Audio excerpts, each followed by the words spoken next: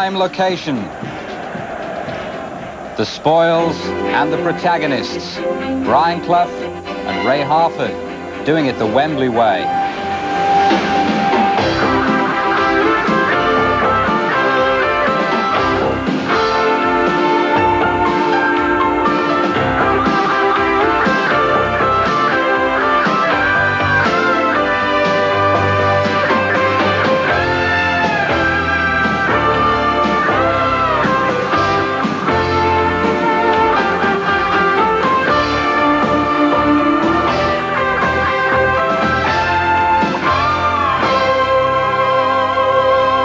Perfect conditions right across London. All roads lead to Wembley. Live on ITV this afternoon, the Littlewoods Cup final between Luton Town, the holders, and Nottingham Forest, the favourites. And they both know the way. Forest on 3 successive occasions, 78, 79 and 80. And since Littlewoods took over the sponsorship at the start of the 86-87 season, Luton have been invincible. They didn't take part in that inaugural year, won it 12 months ago, and here they are again today. 2 of the most successful clubs in the competition's history, which this year marks its 28th anniversary. Well, good afternoon from Wembley, where the Milk Cup, the League Cup, and now the Littlewoods Cup has been held since 1967. Anyway, let's get right down to business. He's back at Wembley today. You know who. Brian Clough's scoring record was phenomenal. 251 goals in 274 appearances for his hometown Middlesbrough and Sunderland. England rewarded him with just 2 full caps. His bravery ended his career prematurely. Clough's knee was smashed. He never played again. So at 29, Clough moved into management. He started at the bottom with Hartlepool United, as they were then. Derby County quickly saw his potential. He took over there in 1967. Within 5 years, they were out of the 2nd division and celebrating the championship, confirmed during a break in Mallorca. Peter Taylor used to be Clough's best friend and right-hand man. Professionally and privately, they seemed to be a perfect blend. In 1978 with Forest, Clough won the championship and John McGovern lifted the League Cup. Overwhelmingly, he was manager of the year. Next year, Clough's team were back here at Wembley for the first leg of a League and European Cup double.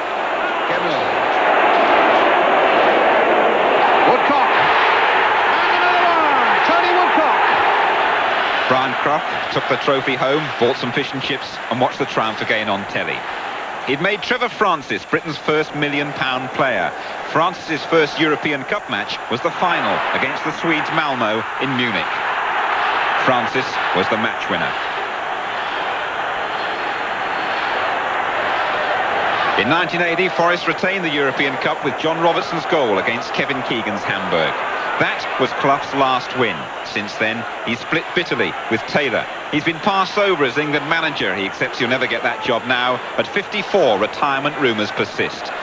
He's always produced exciting, well-behaved sides. Brian Clough needs his team to win for him today. He admires talent of every description. It's pure talent that sets him apart in the business of football management. Lee Chapman, what is it for you that sets Brian Clough apart then? Well, for a start, he's got me into 2 cup finals and a semi-final of the FA Cup, which no other manager's done for me. I was sort of lost in France, really, going nowhere, and he's rescued me and got me here today. I've said it's talent that makes him special. What is it from your point of view? I think it's talent, yes. He gathers good players around him, but his personality is such that you want to go out there and perform to your utmost ability. And if you don't, you're not part of the team for very long. How motivated are the Forest for this one here this afternoon?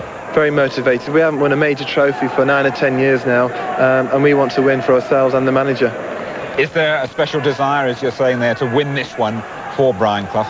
Yes, I think so. He deserves it. He takes a lot of flack at times, but he's very good for the game. He preaches good, simple football, and I think the fans want to watch Nottingham Forest teams play.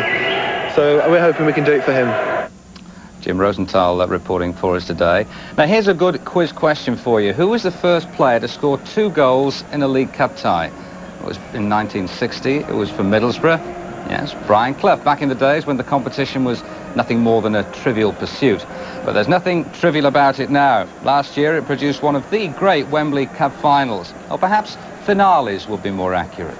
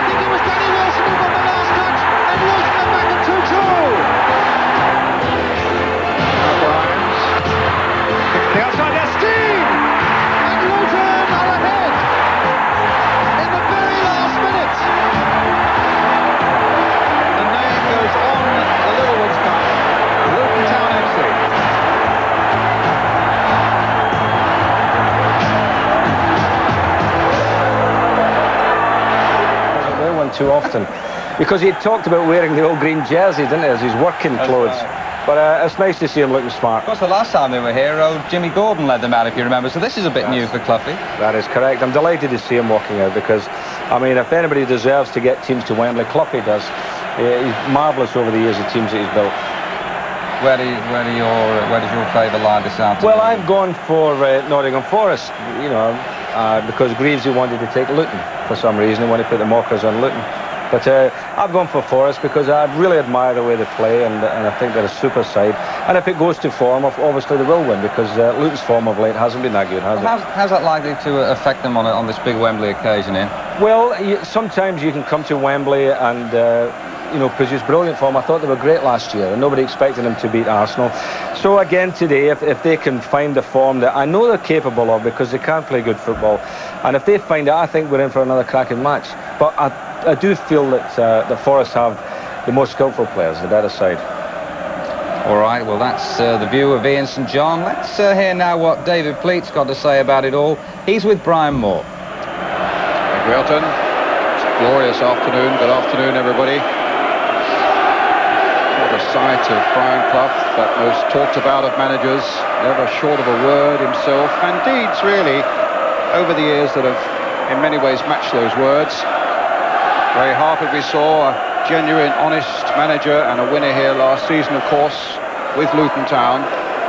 The teams will be presented to Mr. John Moore as a director of the Littlewoods organisation in a moment. But you can be sure of one thing, all they want now, after weeks of waiting, is to get on with the action. Ian St John, we've heard, has gone very much in favour of Nottingham Forest. David Pleat, I think you have a different view. Well, I've just got a feeling that Luton, without the pressure of the league form recently, beautiful day at Wembley, big occasion, they came through it last year with flying colours. They have a team that's going to play some good football, I'm sure, today. And they have a little bit of experience in terms of age on Forest, and maybe also a slight pull in the air. And then when Carr went out injured, I'm sure psychologically that might have lifted Luton also. So I think it's going to be a much closer game than many people predict, and I have this sneaky that Luton might just scrape it. Although the bookmakers are making Nottingham Forest 11 to 8 on, and this Luton side here 100 to 30. Les Seeley on the left, their experienced 31-year-old goalkeeper. Forest being presented first. The last major title they won was back in 1980. That was the European Cup. They were also here in what was then called the League Cup, but they lost it to Wolves. But a young side that has produced some brilliant football this season. Two substitutes at the end there, Lee Glover and Steve Chettle, and there's Steve Hodge and Neil Webb. Such an influence he's going to have in the midfield for Nottingham Forest. Jack Dunnett of the Football League there as well. And now Luton, who find themselves just 3 off the bottom of the First Division, as opposed to Nottingham Forest 4th from the top. And it's been a terrible run for Luton Town since we saw them live on ITV, a thrilling 3-0 victory against West Ham at Upton Park. But since the second leg of that semi-final, they've not won a single game.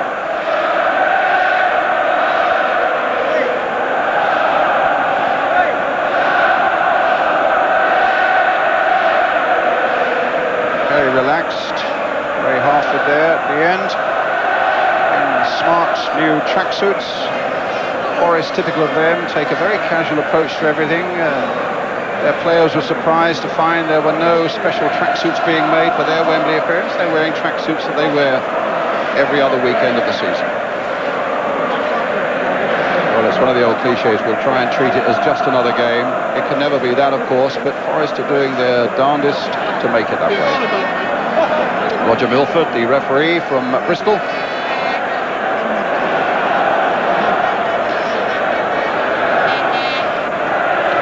And now the national anthem.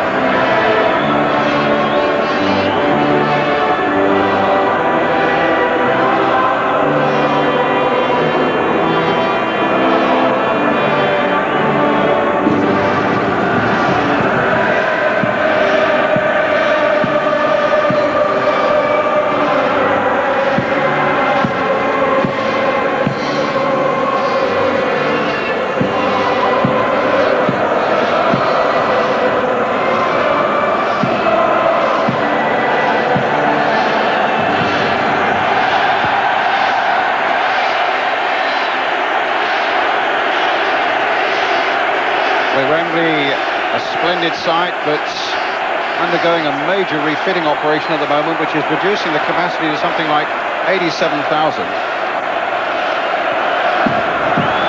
And let's have a look on the two teams now. Luton, in fact, have reverted to the side that beat West Ham in the semi-finals.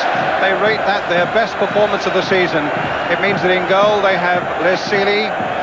Number 2 is Tim Breaker. You'll see him pushing forward down the right. Likewise, the number 3, the left back, Ashley Grimes. Number 4, the busy little midfield man, David Freese. At the centre of the defence, number 5, the skipper, Steve Foster. And alongside him, at number 6, David Beaumont, a Scot from Dundee United. He made his first appearance for Luton in the semi-finals. He's never been inside Wembley before today. Number 7, Danny Wilson, formerly of Nottingham Forest, right side of midfield. Number 8, the South African-born, American-educated Roy Wegley, a dangerous goal scorer, as indeed is the number 9, Mick Harford. He offers a real threat to Forest in the air this afternoon. At number 10, Ricky Hill, so much style and skill in the midfield from him. And at number 11, 20-year-old Kingsley Black, the youngest man in the team, left side of midfield. What about Nottingham Forest? Steve Sutton in goal. Number 2, Brian Laws, the right back, playing with protection over a gash. Required 20 stitches in his right hand. He fell on a wine glass. Number 3, that swashbuckling skipper, Stuart Pearce. 4, the brilliant young central defender, Des Walker, playing alongside the 20-year-old Scot, Terry Wilson, who wears the number 5. And at number 6 is Steve Hodge. At 7 is Tommy Gaynor, who replaces the injured winger, Franz Carr. 8 is Neil Webb. What a stage for his midfield skills. 9 is Nigel Clough, the manager's son and top scorer once again with 17. Followed at number 10 by Lee Chapman, 14 goals from him. And then at number 11, Gary Parker, once of Luton Town, scorer of that vital winner in the semi-final at Bristol City. The substitutes today, Darren McDonough and Raphael Mead for Luton Town, Steve Chettle and Lee Glover for Nottingham Forest. Our referee, Roger Milford from Bristol. Just doing the toss-up at this moment with the two skippers there, Steve Foster, Stuart Pearce, his linesman, Peter Brennan of Benfleet, and John Godfrey of Brownhills. Most people are predicting a game of goals. Just wonder, there are odds, of course, that Ladbrokes offer on who might get the first one. 8-1, Nigel Clough and Lee Chapman. 9-1, Mick Harford and Roy Wegley. 12-1, Hill. 14-1, Gaynor, Pearson, Webb. And down to 66-1, Des Walker of Nottingham Forest, who, in fact, hasn't scored in his 4 seasons with Nottingham Forest. Well, will Nigel Clough be one of them? At 8-1, Lee Chapman alongside him, the two main threats. But Mick Harford, who scored in both legs of the semi-final, as did Roy Wegley for Luton. There's the young son, and his father, in fact, has changed out of his blazer in the second row. That's typical. He's changed into his tracksuit.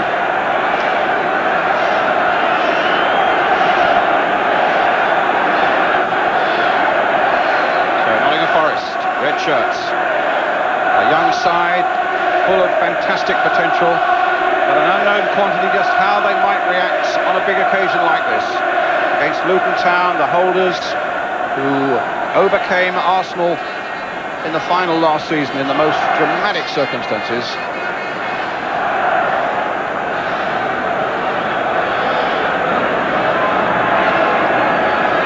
Just a little bit of breeze that we've got. Absolutely perfect conditions. The pitch is looking wonderful too.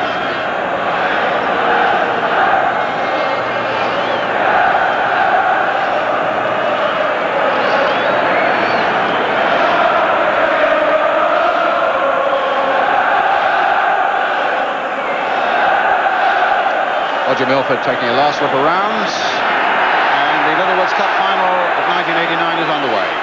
Forest then attacking the goal to the left. Nigel Clough getting straight in. Ray Harford saying that he felt that Clough might be the most dangerous man they face. He gets so many things working as Nottingham Forest come forward. Webb trying to get Gaynor away. Just wondering how much, as you were saying, they'll miss the pace of Franz Carr down that right touchline. The Irishman, Tommy Gaynor, wearing the number 7 shirt this afternoon, David. Well, of course, it's a strange position, but he has played there in the last 3 or 4 to give him a real feel of it. And of course they're missing Crosby as well, who also plays very well on the right-hand side and was influential last season. Webb to gain up. Lee Chapman's made a show for him. Ball's playing it in, and it goes behind for the goal kick to Luton Town. Luton, who last season really set about their task in brilliant style against Arsenal, attacked them from the start and unsettled them. And I just wonder whether they will seek to put Forest out of their stride in the early parts of this game.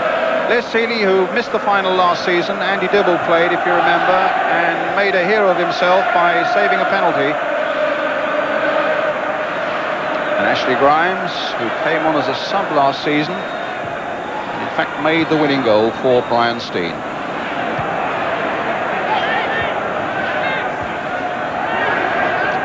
Webb to Chapman. Priest, good left foot. Terry Wilson got the header in there. Danny Wilson coming in quickly for Luton Town. Breaker.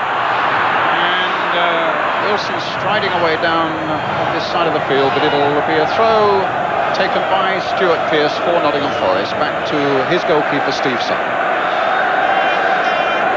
Good defensive record Forest, 4 clean sheets in the last 6 for Steve Sutton in his defence. You saw right early on there where Grimes had 2 touches with Seeley, where Forest just backtracked, quite happy to let Luton have possession deep in their half, fill the spaces up, wait for Forest to come at them, intercept, and then that's when they counter so well.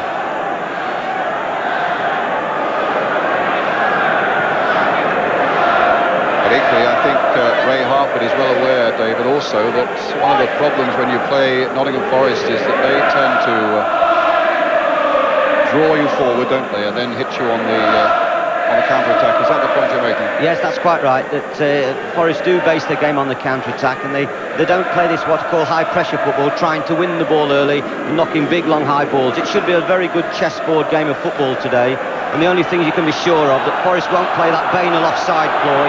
They will attempt to play the ball on the ground, and it will be completely against the grain if they get into trouble with the referee.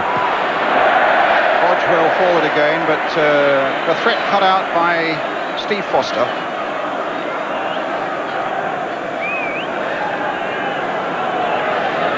Pearce with the throw for Nottingham Forest. Hodge. Pearce again. Parker. Pearce. Played in for Clough. Played for Hodge. Quickening it up. But Grimes is there for Luton Town, but still Forest pressurising, but the flag is up for an offside against Gary Parker. That'll be an interesting challenge. Parker against Breaker. Parker won't get past Breaker for pace. They're both ex-colleagues of each other in the Luton youth team, and they'll know each other well. They'll probably have a chat on the way by this afternoon, but it's lovely to see them in opposition. Grimes. Weigel is chasing this one. Walker there. Laws.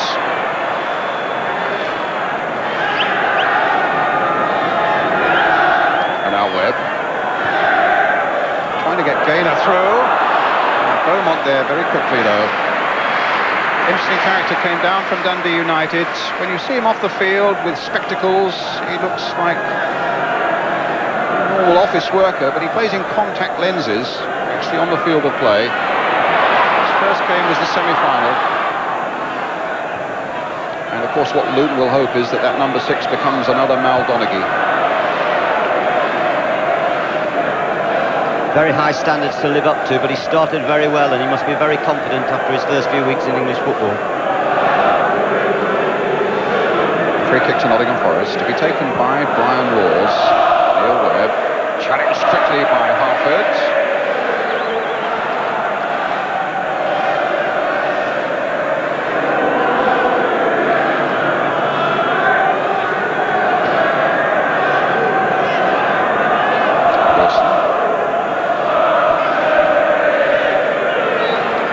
Stride about him, Terry Wilson played, but not such a good pass. Started his life more as a midfield player, but now has come into the back 4, keeping out Colin Foster. And Harford trying to get Webley away. Now he's a lad with a lot of pace to him. Wilson stuck with him.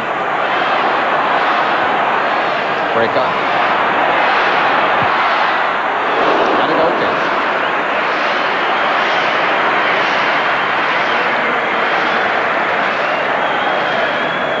Quite a contrast in the way both sides have played since the semi-finals. As I say, Luton Town have played 7, they've lost 6 of them and won none. Forest have played 8 and won 5 of them.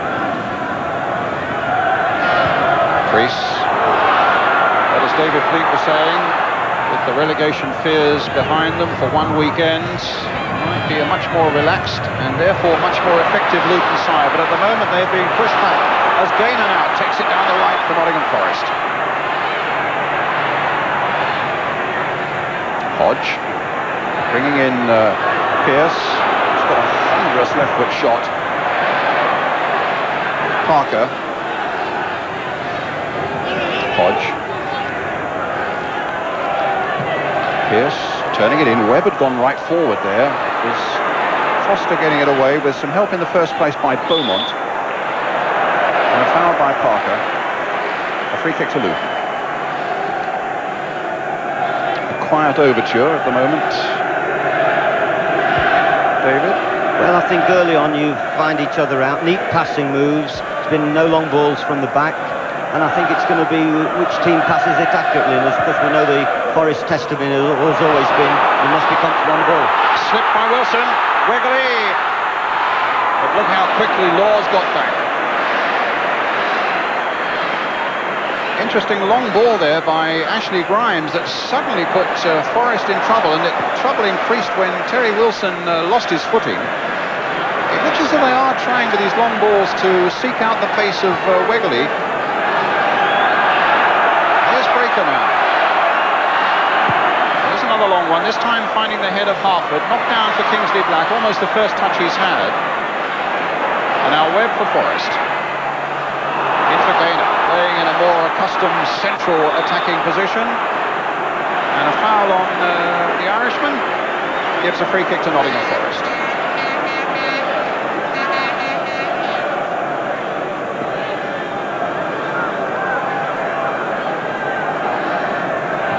Pearce. Laws. Gaynor. Back in that station on the right-hand side. Webb. Playing it in. Hill. Ricky Hill again. Priest. Nice little touch. Hartford wanting that. Gets it back to Priest again. It wasn't the best of passes, but Priest stuck out the foot. Killed it in an instant. And Luton beginning to play it around with a growing confidence. Danny Wilson. This time again looking with that long ball to try and get Wegley away. Nigel Clough. Breaker. Ricky Hill, but turned back by Webb.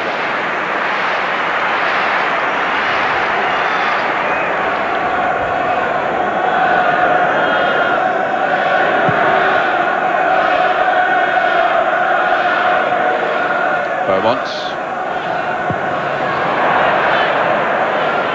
Forest throw. To speak about the longer ball, Brian, I'm sure Ray Harford has spoke to Luton that Forest tend to go back with the runs that are being made by forward players, so that if there is space behind, they know they're going to be covered by Forest players, but they can join in from there. Priest, another long ball. This time Wegley seeking to get on the end of it, but Walker so assured. Parker, just getting there before Danny Wilson, but no, that wasn't a good ball by Terry Wilson. And here's Danny Wilson for Luton Town. A long cross. Didn't quite reach Wegley. Laws with the header. Now Black for Luton. The cross comes in. Up goes Wilson. Breaker's in there. Danny Wilson again, putting a different one in that time. It was with a certain amount of venom. Not unpromising start by Luton, though. Very good start, and they're looking for this diagonal ball, trying to search them out in the air. Terry Wilson's made one or two uncharacteristic early mistakes, and I'm sure Luton are going to keep putting that ball in beyond the centre-backs for Harford's power in the air.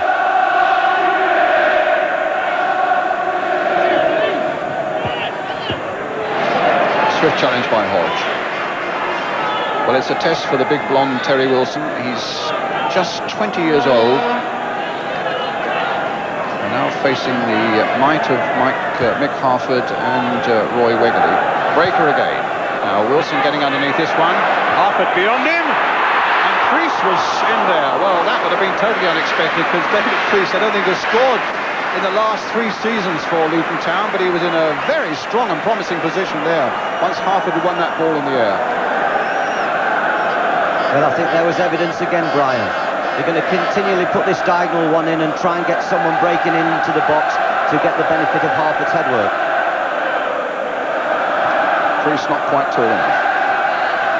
Clough finding Laws. And now Webb.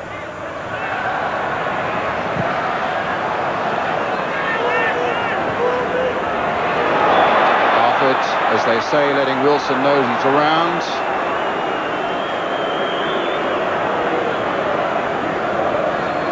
He's a formidable character, is Mick Harford. I was saying to you that he scored in both legs of the semi-final against West Ham, but he hasn't scored a goal since then. Clough in for Hodge. Got Parker available. That's a goal kick.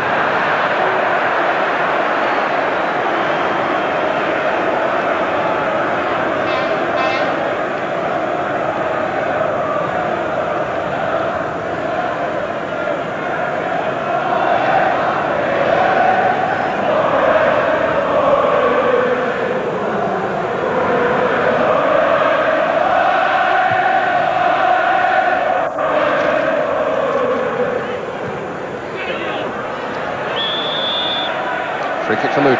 Foul on Roy Wegley. A lad who was born in South Africa, played for Tampa Bay Rowdies in Florida. Spotted there by Rodney Marsh. Came to Chelsea, and by way of Chelsea to Luton Town. It's Ricky Hill. Played forward. Foster's gone to add his height to this situation. Danny Wilson. And it flipped off the Forest defender to provide Luton Town with their first corner. And I think, Brian, a very similar free kick to which Arsenal benefited from last year against Luton. But once again, Harford and Foster are formidable in the air.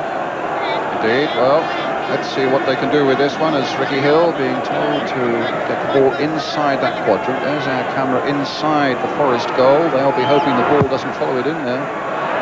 Sutton going and using his fist to get it away. Gaynor helped it away once again. Grimes driving it in. Fine save.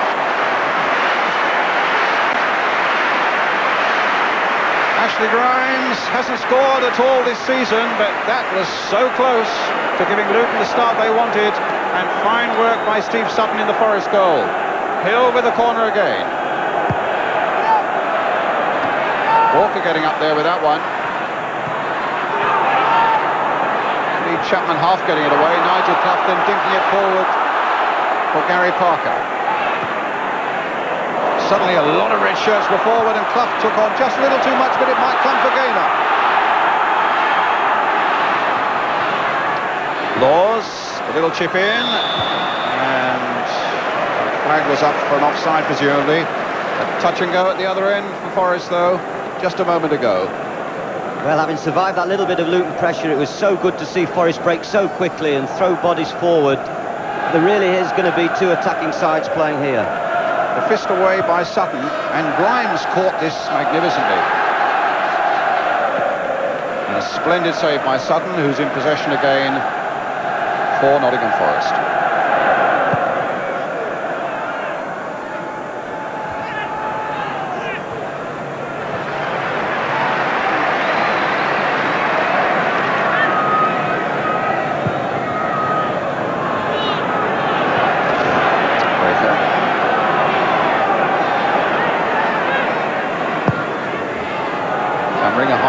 Towards Harvard, he obliges, but that time Laws can turn it back.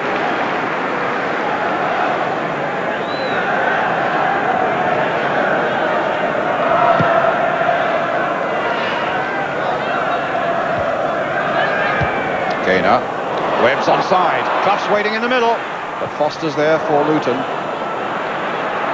Grimes getting it away, Harford again, is shoving the back that time by Terry Wilson.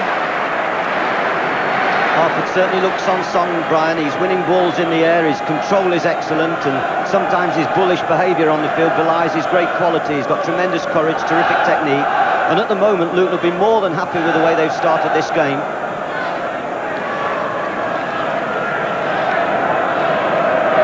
Grimes for Luton. Getting that ball hit long, again towards McHarford. Parker hooking it away. Clough just can't get their act going at the moment, Forest. This is David Beaumont to Tim Breaker for Luton Town. Danny Wilson.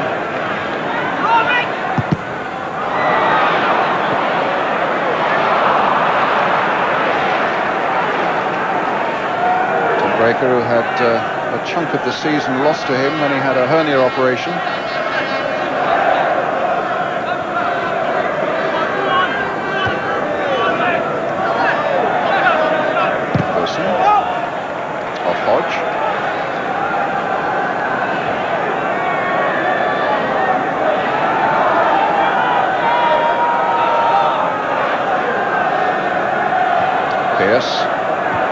Foster. Terry Wilson gets it back.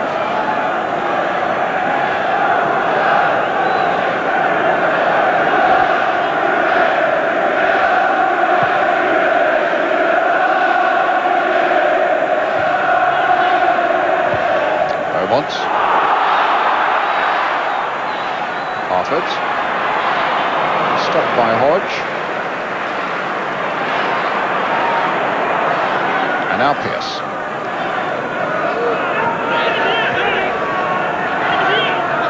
Steve Hodge. Not the type of ball that Parker would relish there. He's a player who likes the ball to his feet. He likes to work the ball and manoeuvre the ball. He's not one of those that's going to tear inside the fullback and get onto any through balls. Now Grimes again. Will it be another long ball? Oh, there you are. Aimed once more towards Harper, but Des Walker got there first. Webb in again. Hasn't really made his influence felt in the opening 17 minutes of the game. Still no score.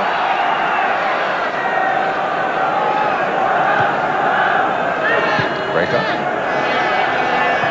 Certainly Luton imposing themselves on Nottingham Forest, just as they did against Arsenal in the opening phase of the final last year. Breaker. Danny Wilson was just glancing it on. Gaynor was behind him.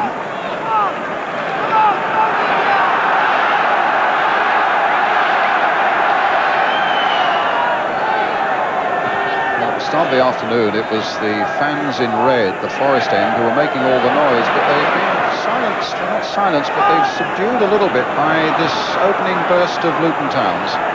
Here's Lee Chapman. Parker. Here's the captain.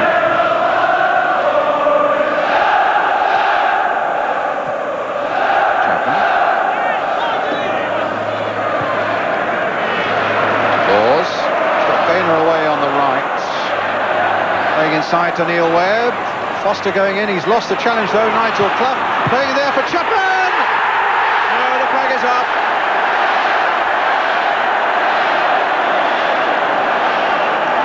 Offside, and the goal is ruled out. The first bit of menace really that Forest have shown, the first time they've really put an act together coming forwards. Ooh.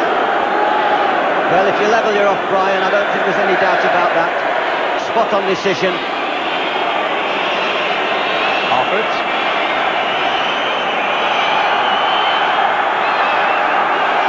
And now Laws.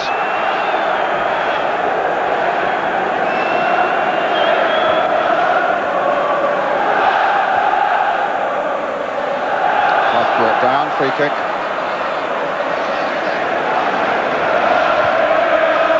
Finding Webb in a bit of space. The kick was taken quickly and it just for the moment got Luton on the wrong foot. Here's Tommy Gaynor.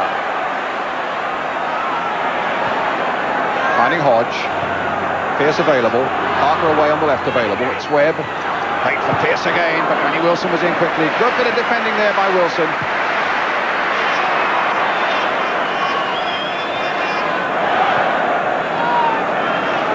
The other Wilson, Terry, Brian Laws.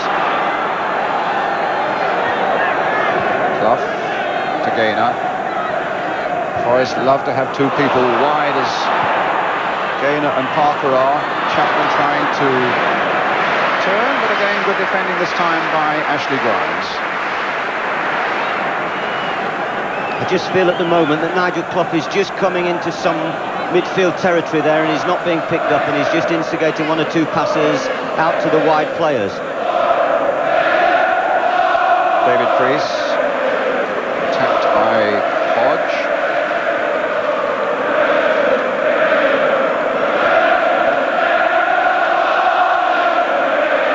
Baker. Halford. Hill.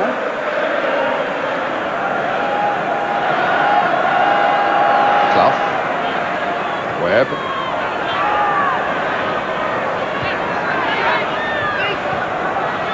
Gaynor to Laws. Back for Webb again. Now for Nigel Clough. Stopped though by Beaumont. And now Priest, who's got a good left foot on him. Knocked down by Regley, but Harford couldn't quite get there. He was being well watched by Wilson. Here's Laws.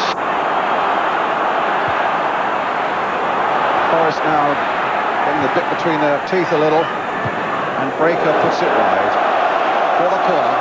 Forest's first of the afternoon, with 22 minutes gone, and still Luton Town 0, Nottingham Forest 0.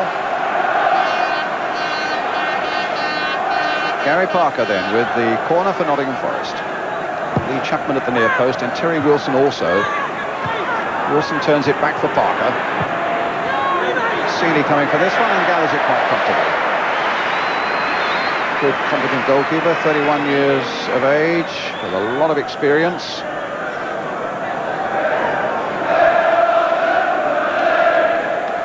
There's the situation again. Beaumont rolling it across to Breaker, with Forest making no attempt to get the ball. The ball being played back once again square. So Forest are more than happy with this, just setting themselves and getting ready to intercept at the back, but covering all the spaces.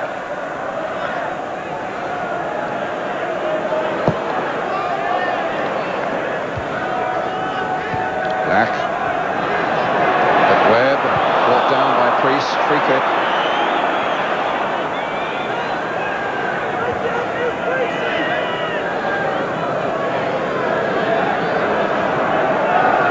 Nigel Clough. Gets to Parker. Breaker thought about an interception and couldn't quite make it. Parker now finding Pearce, who just loves to get forward.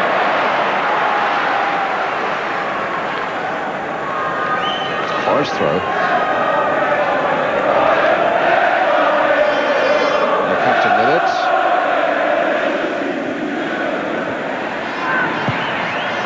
Slight skew there by Foster. Another Forest throw.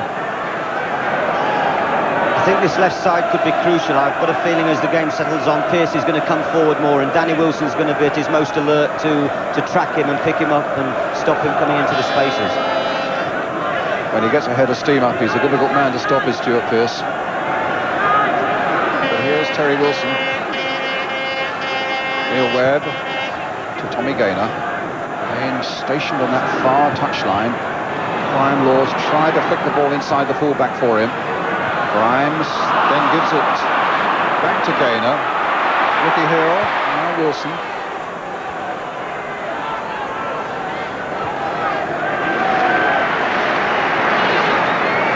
It's a game that's threatening to take off without actually doing it, isn't it? It's two passing teams, Brian, and both of them are very composed, not really rushing to get the ball forward. And so you've got the extreme today, possibly, of two sides who are quite happy to pass the ball.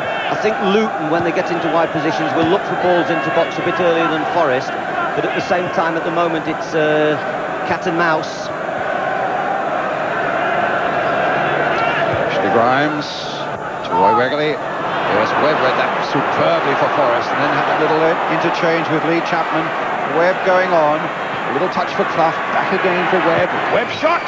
Good save by Seeley. Well, at least he stopped it, and there was no harm in his inability to hold it, because there were no red shirts around, and Danny Wilson was able to tidy up for him. Pleasant little intricate move forward there by Forrest. And Seeley behind the shot. Walker, back to Sutton. I think Brian has probably been one offside decision so far, the crucial one where Chapman's put it in. But I think you'll get today, the midfield players will really relish the space in between the two back forwards. It's a nice open game. There's not going to be the constant referee's whistle. And it's the team that passes it best and takes the chances that's going to win the day. Breaker. Clough winning that challenge against Priest. Bringing Neil Webb into it. Now Kingsley back. Young player of great potential. Now a Northern Ireland international, trying to get Ricky Hill through. And the angle was just too sharp. That looked to be a glorious opportunity opening up for Luton Town. After some excellent work by Kingsley Black, and again a slip by Terry Wilson, not having his best game of the season by a long way. And suddenly the angle became more and more impossible until the end it's a goal kick. A lovely subtle run by Hill, and it was the first time that Black's really got in possession of the ball and worked it. I would like to see him get the ball more, but he's playing slightly infield. He's not really hugging the touchline.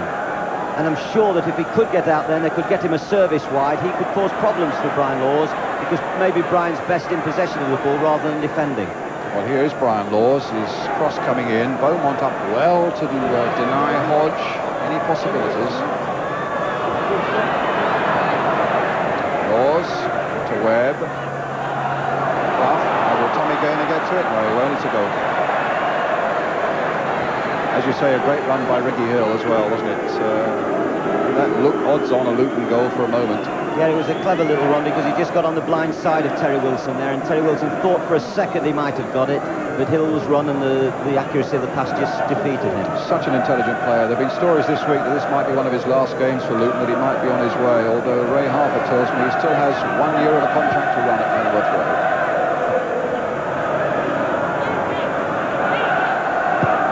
Breaker.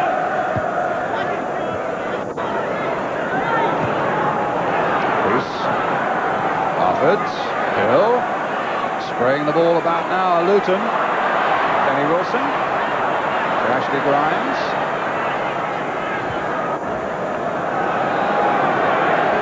Foster.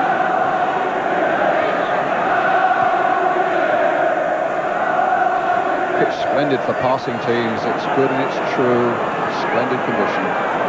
Beaumont and Forrest at the moment just can't get a sniff of the ball.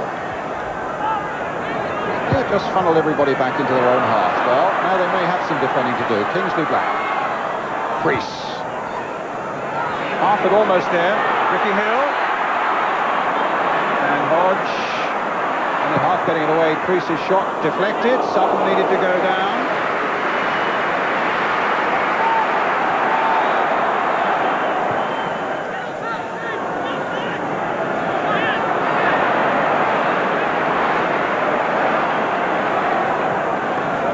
Unless Black can get wide and get some possession of the ball, we're not going to have any orthodox wing play this afternoon. It's going to be very much, as I say, controlled passing game. And I'm sure Forrest do miss that extra dimension of having Franz Carr out there with his pace to drag defenders. Harford offside.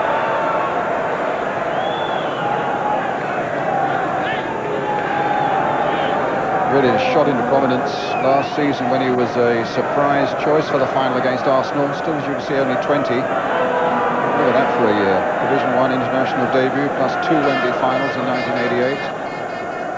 Simod as well as the Littlewoods.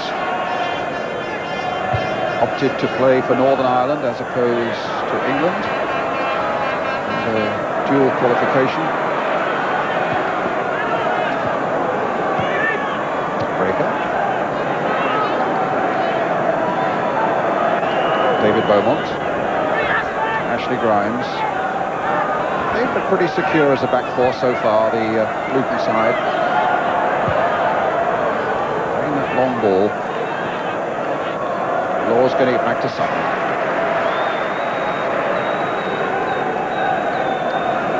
And with half an hour gone, we await the first goal.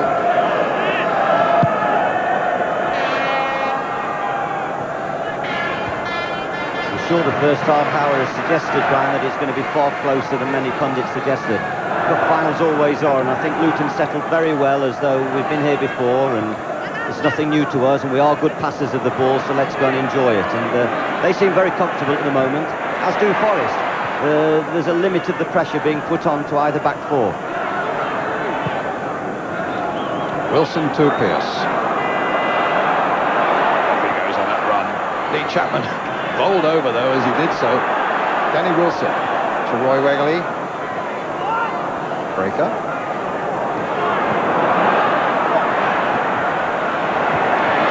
Breaker challenged by Walker, but went through that challenge.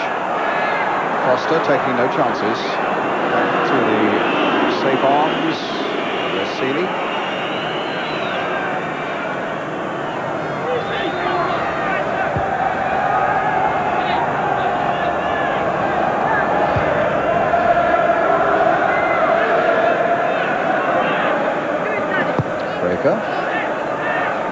In goes Wilson. One ahead of there that'll do his confidence the world of good, but Gaynor couldn't find Clough with his pass. Reese went through the challenge there by Hodge.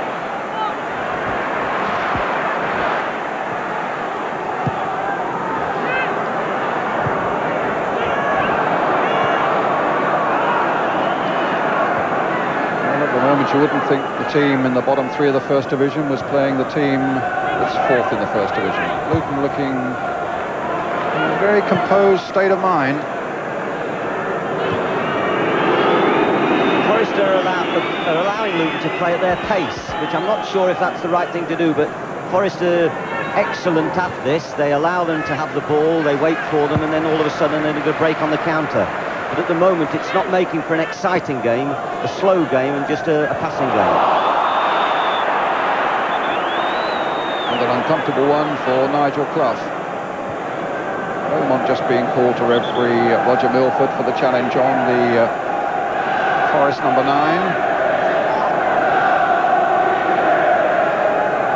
Just an untidy scrawl, really. It didn't look anything too bad. But here's Neil Webb. Clough going in with Ricky Hill. David Priest gets it away now for Wegley, but he still can't get a run on the ball. Little Stephen Hodge stopped him there. Tommy Gaynor. Tommy went through 2 of them. Now it's with Ricky Hill. Kingsley back. Priest and Laws getting in a pretty unpleasant tangle there just for a moment. And right under the Royal box where all the Football League officials are standing, and Roger Milford quite rightly saying, come on, we don't want an afternoon spoiled with that sort of nonsense. Ray Harper will be glad that he made it from the dressing room to the bench. Anybody who's had back trouble will sympathise with him. He's had some terrible trouble with his back over the last week. In fact, watching him yesterday on the training ground, he actually had to kneel down to get a bit of relief, still barking out his orders while the training went on. But consolation was he won the Grand National Sweep run by Luton Town players.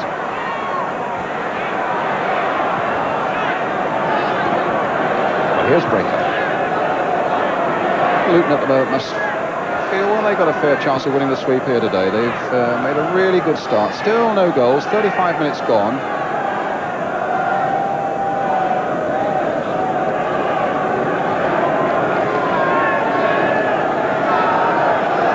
Breaker's throw. Roy Wegley. Grease. In for it. Onto the left foot. Game off Terry Wilson. It'll be a corner. Steve Sutton couldn't quite keep it in play. Aiming, I think, to the linesman that he had, but certainly from this position it looked as though it had just crossed the line. Well, it provides Luton with a corner. Up comes Steve Foster. Roy Wegley at the near post, somewhere lurking, yes, at the edge of the box is the powerful figure of Mick Harford. Ricky Hill just behind him. There's the corner. Aim for the head of Harford. Danny Wilson now, turning a good cross back in there again. And it's the goal there for Harford.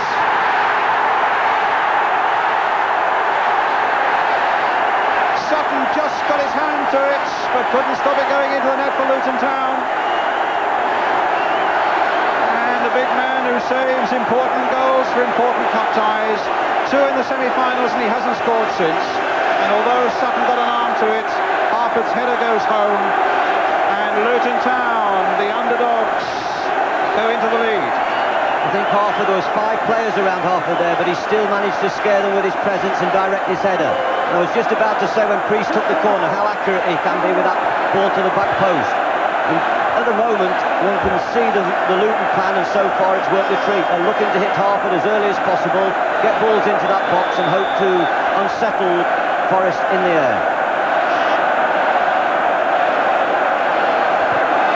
Well, that's going to sort a few things out. And now we shall see how Forest can respond. Parker playing it in, Priest getting it away. Pearce again. Towards Webb on the far side. And push back towards goalkeeper Seeley by Ashley Grimes.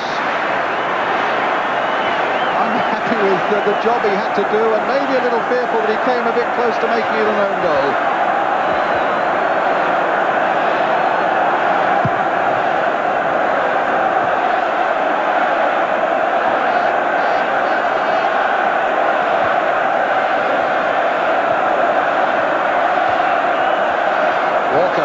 Forest. Nick Harford a 9-1 shot for scoring the first goal. Pearce taking it from Parker. Foster there for Luton. Cross is a good one. And saved there by Beaumont. Webb was right in there. And, well, Chapman was kicking lumps out of the goalkeeper there. Webb desperately trying to stop and doing a mediator's job there, because Seeley wanted to have a go at Chapman, and he was hauled back by the Nottingham Forest number 8. And I think the Luton goalkeeper really incensed there by the treatment of him as he was lying on the floor there, I think probably from Lee Chapman. Neil Webb trying to get it in there, and a bit of boot going in there from Lee Chapman, and Seeley very unhappy indeed about it. And in fact, Chapman now being spoken to by the referee, and will get a yellow card. A yellow card for Lee Chapman. I must say how well Seeley reacted there, because that was a difficult situation. They were beaten on the far post when the ball came back in. He's very brave, is Les, and he's a bright, chirpy character. But this occasion will hold no problems for him at all today. He'll love this scene, he'll love this atmosphere. And he likes giving a few verbal volleys from the safety of his net.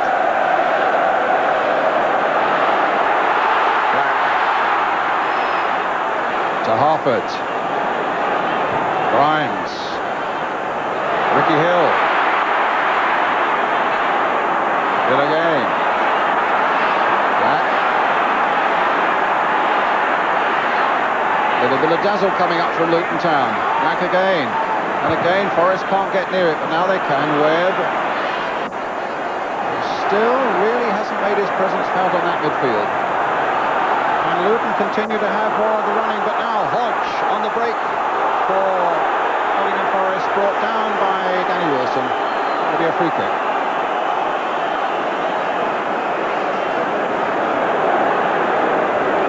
I must say how well little Priest is doing in the Luton build-up. He's at the hub of everything as usual, bright and busy. They call him Minnie Mouse. He's a very tenacious player and an excellent early passer. Hodge brought down by Breaker. Free kick to Forest. Maybe a little too far out for Nigel Clough to try something like curl towards the Luton goal, but Pearce is behind it, and he packs a real punch.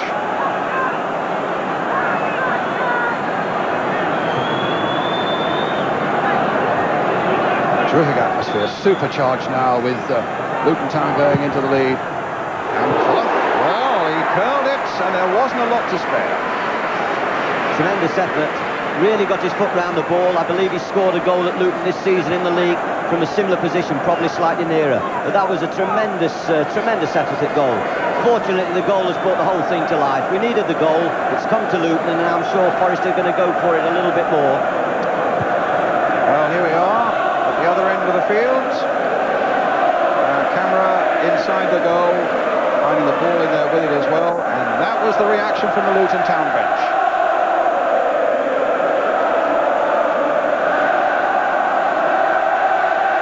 I didn't notice Ray Halford jumping up. I think his bad back prevented him doing that. I think he's got the doctor sitting behind him, Brian. I think the doctor's rubbing his back as the game's going on.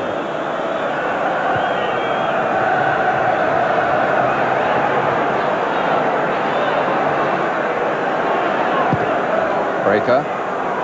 Forward towards Wegley. It's a nice little touch on by Wegley. Harper there again, and Sutton had to be alert to stop that one. A lovely flick on by Wegley. They missed his cutting edge while he was out with a hamstring injury. He missed 5 games, came back against Aston Villa last week. So valuable that he was in there today. Pierce for Nottingham Forest. Laws. Ashley Grimes. Little crease.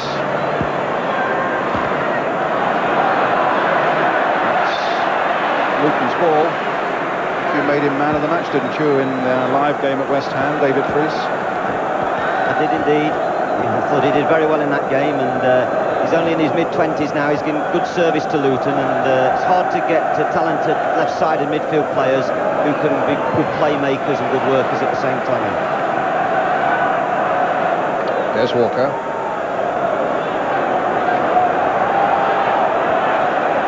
Hodge.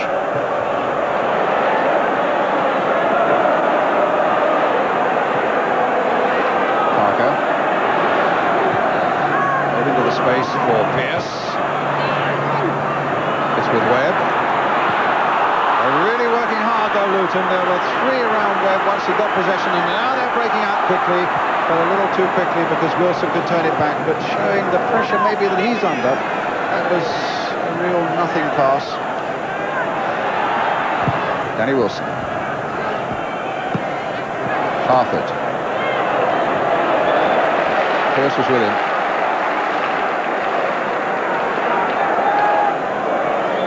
Ricky Hill's got a problem at the moment, which he's attracted the referee's attention to it, and He dislocated a finger possibly.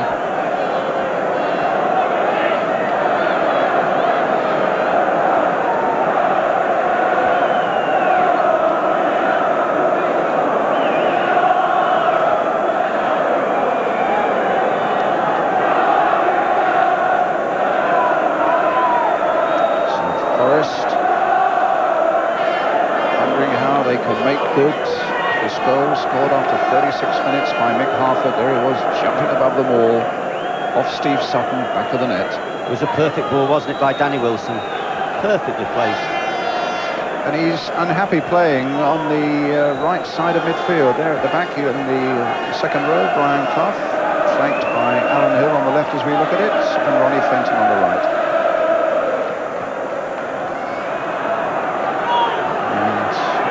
Feeling any pain from his bad back, Ray Harford has had it soothed by Mick Harford's goal, I'm sure.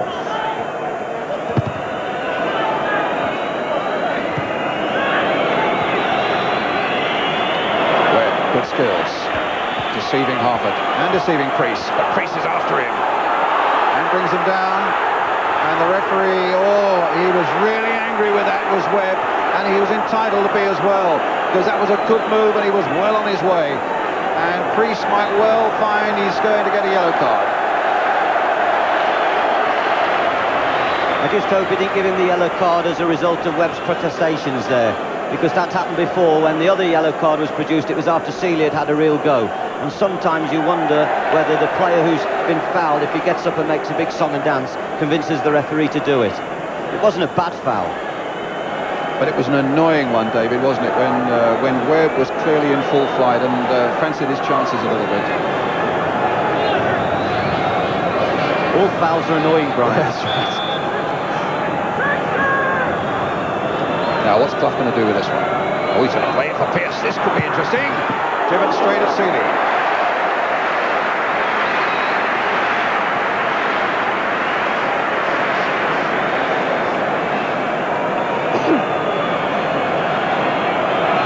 Seeley made that save look easy. It was a difficult ball. It was perfect position, edge of the 6-yard box. There's some real pace in it.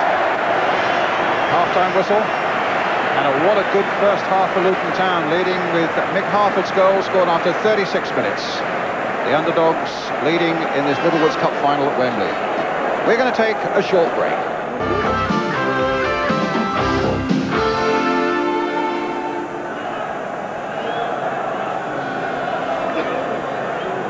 Welcome back to Wembley then. As the second half gets underway, Luton Town leading Nottingham Forest, the favourites, by 1-0. Forest still with the Simod Cup to be played here against Everton. And still, of course, an FA Cup semi-final against Liverpool coming up at Hillsborough. Plenty on their plate at the moment, and certainly plenty on their plate now to try and overcome a confident Luton Town side in this second half. There's Nigel Clark, straight into Steve Foster and getting a free kick. Forest behind here then, but they've lost only 2 of their last 23. A fabulous run of form. Now finding Luton a very, very difficult obstacle indeed to overcome.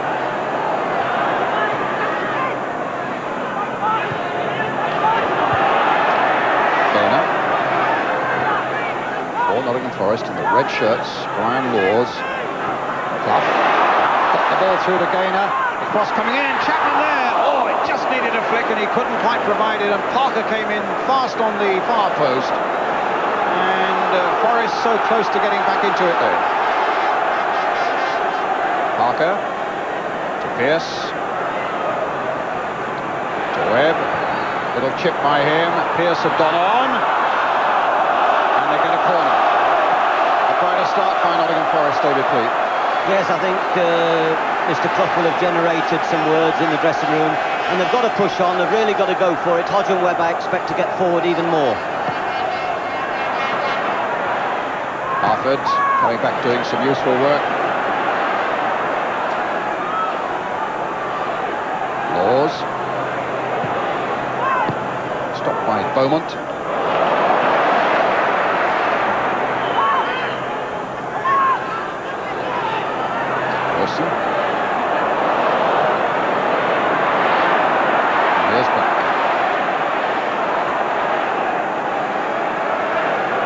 What do you feel his line would have been actually at half-time, David?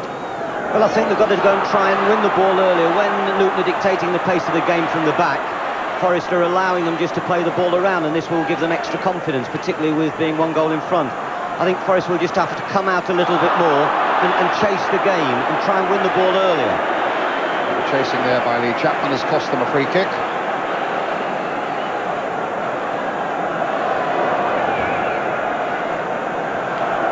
Foster's gone right forward for it. So there are 3 6-footers from Luton now on the edge of that Nottingham Forest penalty area. Harford, Wegley and Foster. Priest lining up behind it, but before he's taking it, claiming that Clough is not 10 yards off the ball. And the referee's decided diplomatically to get Clough to go back 1 more yard. Up they go. It was Pearce's header, Kingsley Black turning it back for the goal kick.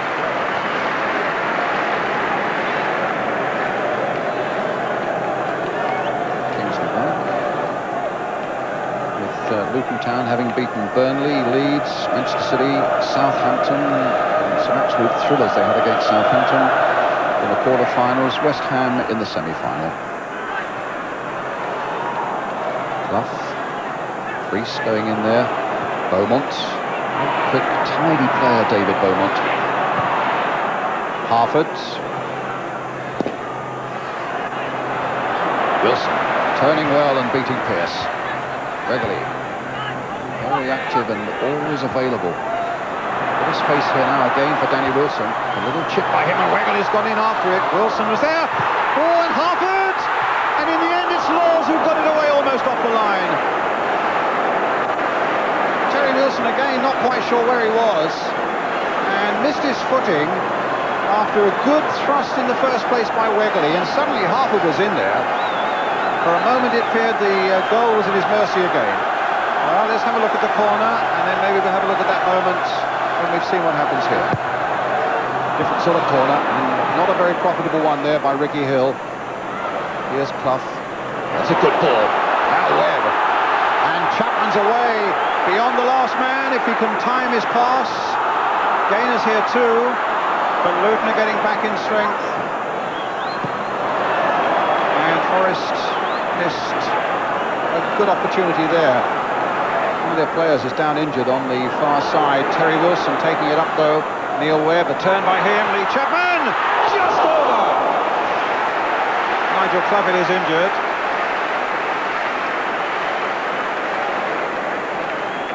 Well, openings at both ends there, David. Yeah, the game's certainly up the gear. I must say I was most impressed with Wegley's contribution in that move of Luton's, where Laws just saved Forest's bacon. That was the Chapman shot, and then at the other end of the one you were just talking about, Danny Wilson with the cross. Yeah, Wegley made an excellent run after being involved in the build-up, and then as it deceived Wilson, it looked as though Harford was a certainty. And Brian Laws getting in and doing the necessary. Nigel Clough's okay. As with most games, Brian, second halves tend to get a little bit quicker.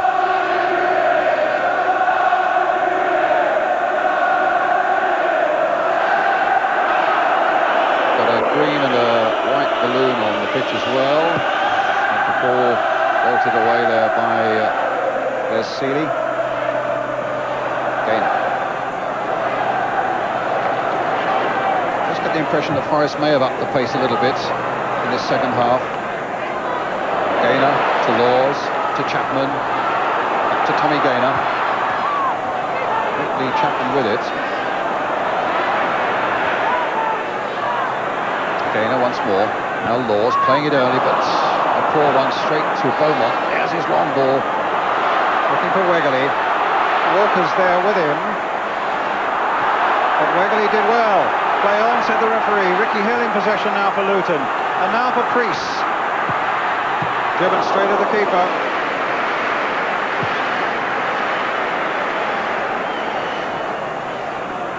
Hodge. To Clough. To Webb. There's a good ball now, but Gaynor will not keep it in play. Webb obviously saw and has played that sort of ball for the electric pace of Franz Carr. But Carr's injured and on the bench, and Tommy Gaynor couldn't quite reach it. Try as he might. Grimes. Walker versus Wegley. Here's Hill.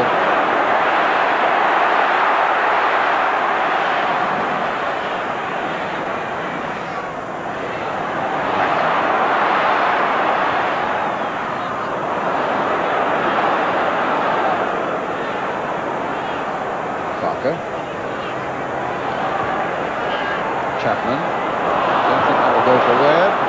Intercepted by Beaumont. Laws. Hodge.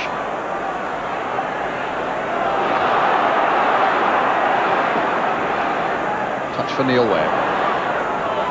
Chapman. 2, 4, 6, 7 whack shots are back. As Gaynor takes it on again. The cross there towards Lee Chapman. It's going to be awfully hard work for the midfield players as the game goes on, because at the moment there's wide open spaces and it's a game of attack and counter-attack.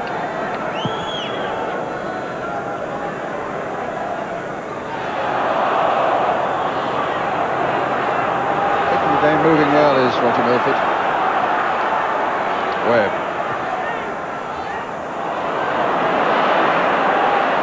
Webb again. Maybe at half-time Mr. Clough suggested he should impose himself a little more on the game. He's certainly got the skills, and here's Hodge. That's going to be a penalty. Seeley brings him down, and Forest gets a reprieve from the penalty spot. Nigel Clough will take it. He in fact scored from the spot against Luton in February against Les Seeley. I can't help feeling that Seeley will be disappointed with that. Well, let's just see whether he'll be disappointed with this as well. It's 1-1. There'll be a father sitting on the bench for Nottingham Forest who'll be greatly relieved by that.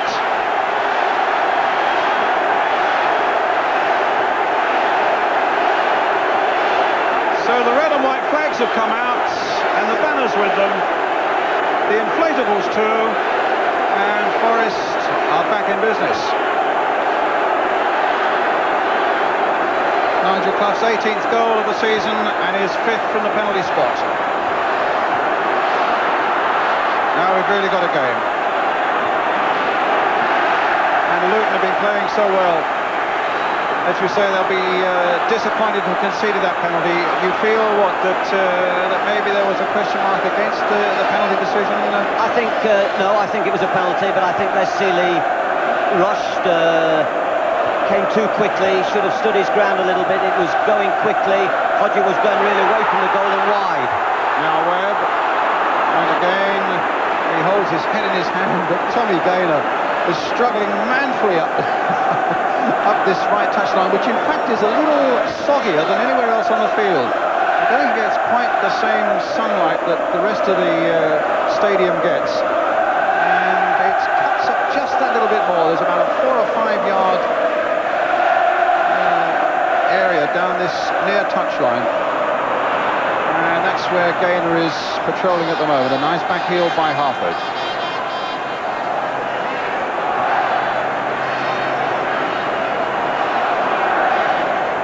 Yeah, the referee had a good look at that. I noticed as he was running, and Sealey had made his challenge, and he didn't really have any doubts at all. Grimes.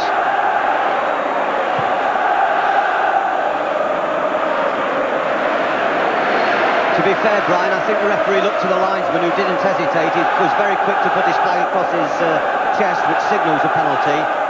But I just feel Les Sealey could have held his ground, and I'm absolutely sure that Les realised straight away that he'd made an error. Clough for Forest. Goes Foster. Now Black.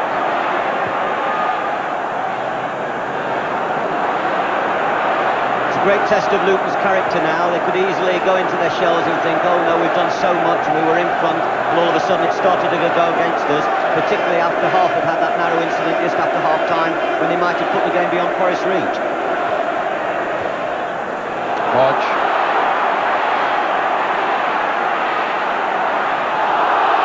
Stopped by Danny Wilson. Harford's touch to Wegley. The two main strikers now up for Luton Town, and Wegley full of pace and running, and so too was Des Walker.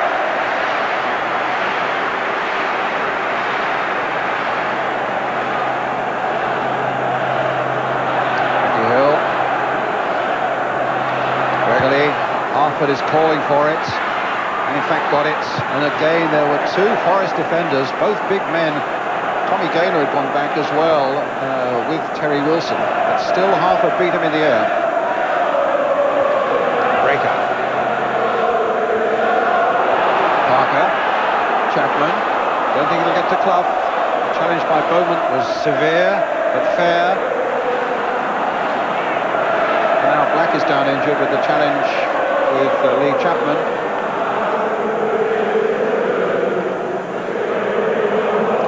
Wilson.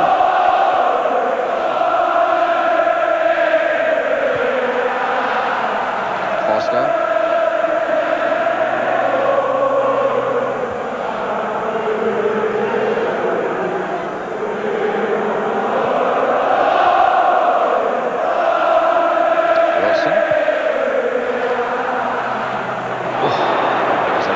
Challenge there between Pearce and Breaker.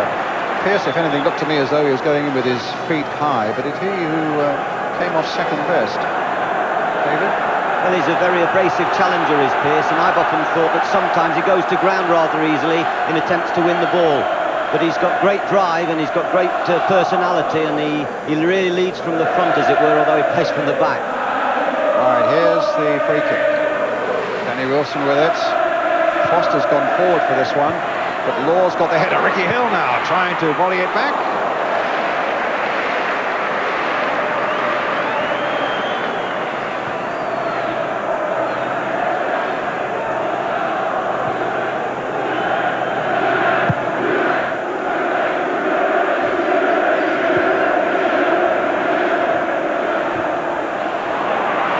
Got some interesting pictures for you in a moment. We'll show you the Nottingham Forest penalty, and a reaction of Brian Clough, the father of the man who scored it, which I think you might find quite interesting. In a moment, when we've got time, we'll show you.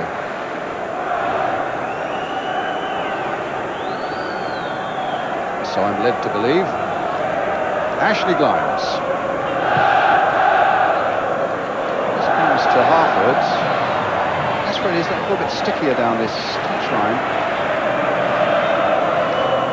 The game is flowing so quickly, it's hard to get these sort of pictures in for you. Ricky Hill battling away. Wiggly fouled there by Steve Hodge. Hodge brought down for the penalty. One of the few times he got into those forward positions that he likes to make. Now let's just see what Luton can do here. They've got 5 in the wall from Nottingham Forest, and you've got Grimes, or rather, yes, Grimes behind it, Wilson and Priest. It's Wilson, but it's too high, it's a goal kick. Right, here's how Nigel Clough scored from the penalty spot against Les Seeley. It made him look easy, and the reaction from the Forest bench, his father wasn't really looking.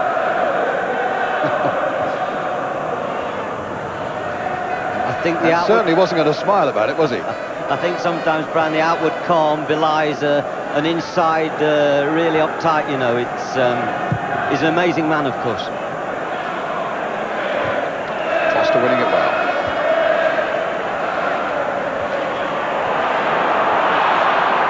Parker and Breaker. I'm really impressed by Luton this afternoon. They certainly look anything but a side that is struggling against relegation. In the bottom 3, but they'll tell you they've got, of the 6 games they've got left, 4 of them are at home. And they feel that if they can just get a few things together, they'll be saving themselves. Parker.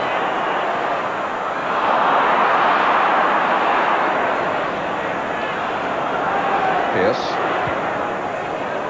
Towards Gaynor, taken nicely on his body. Good work there by Tommy Gaynor. Hodge coming in, wins a good header.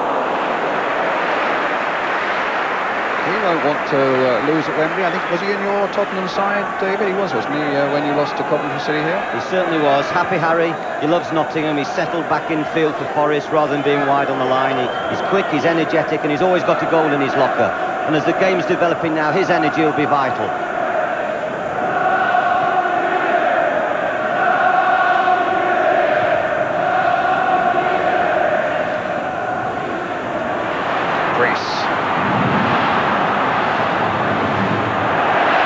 Tracking back there by Nigel Clough. And a foul that time by Laws on Kingsley Black, who's really suffering. He fell foul of Lee Chapman just a couple of minutes ago.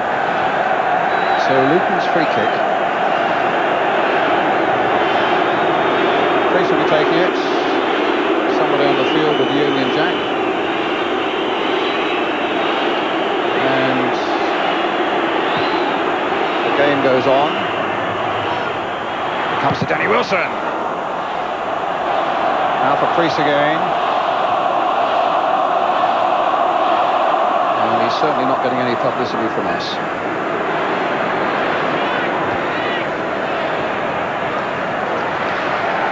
It's a Luton Town throw. It was lovely to see Nigel Clough make that challenge, Brian, when you said how well he did to get back and chase and win the ball. In actual fact, he glides around with an economy of effort. He makes very few challenges. He's one of these sensible players who plays with his head and doesn't make unnecessary runs. Well, it's a corner now for Luton Town. Taken quickly. Ricky Hill. Play towards Foster. Here's Priest. Carried back again by him. It's Stuart Pearce who got it away. Webb half slipped there, couldn't get it back again. Black finding Foster, and then Laws in turn will get it back to Steve's side.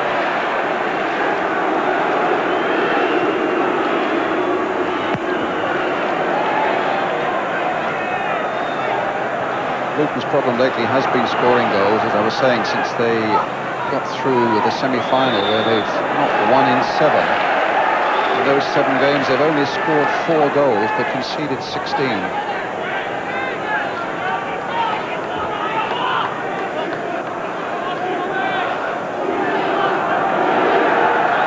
Well, this man who scored 1 for them today. But the score still standing at 1-1 with 20 minutes of the second half gone. We do get extra time today.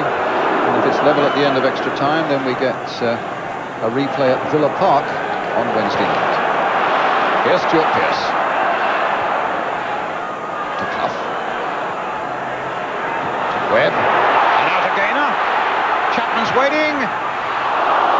Might come for Parker. His shot charged down by Priest.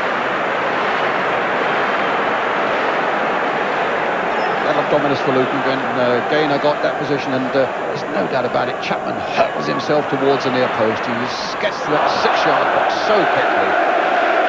Well, they've got a corner, Forest.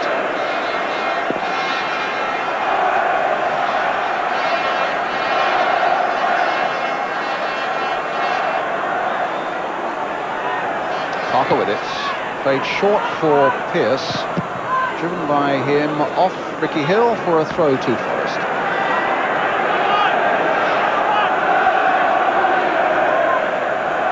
Webb. Oh, Hodge.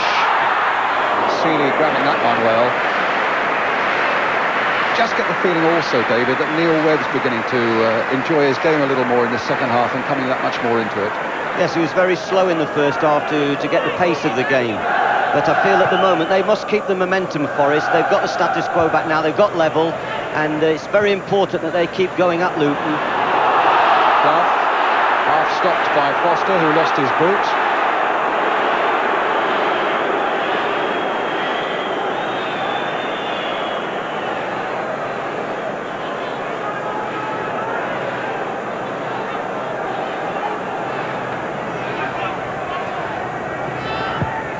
Breaker.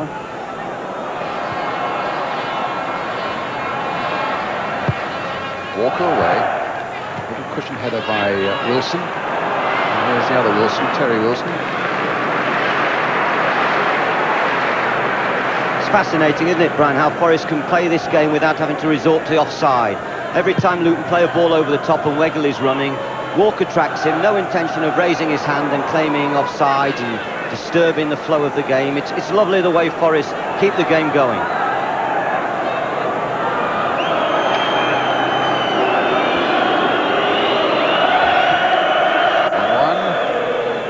With 67 minutes of this Littlewoods Cup final gone.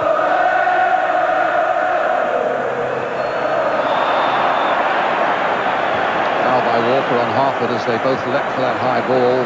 Walker claiming possibly that Harford backed into him and jumped into him, but the linesman was flagging and the referee agreed.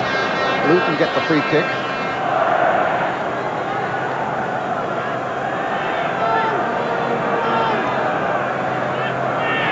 Ricky Hill playing it short for Tim Breaker. It's Neil Webb getting it away to Forest. Back. Stopped by Clough. Won by him. Chapman now to Gaynor. Then he redshirts forward and Neil Webb is further forward than any of them. There's Webb. A brilliant goal for Forest, and that's 2-1.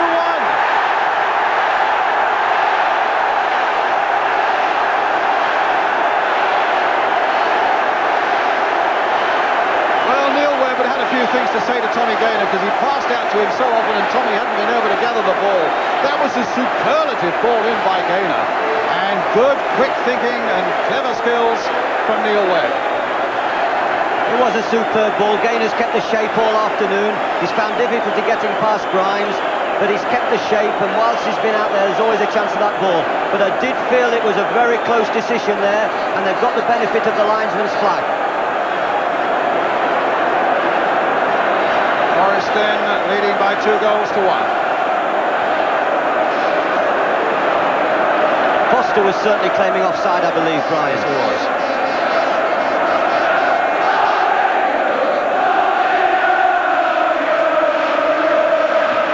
Walker.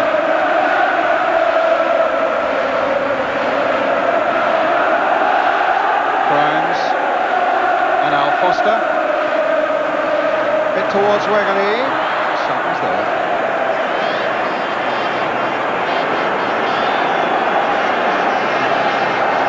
The Irishman certainly made the goal there for Neil Webb. There's Pearce.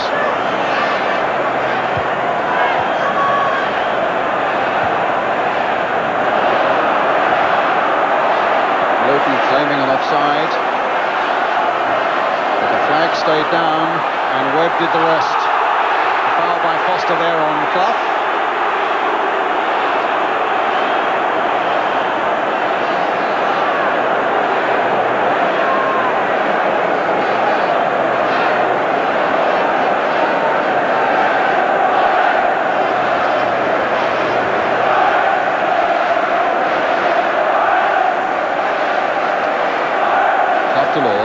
Quickly transferred to Gaynor. Oh, that's a cheeky one there by Gaynor, flicked in with the outside of his right boot. Neil Webb, of course, who still hasn't signed a new contract for Nottingham Forest, telling in the week that they'll be sitting down, all the parties after this game, to decide just what they're going to do. And Neil Webb is not giving anybody a clue at the moment whether he's going to stay or whether he's going to go.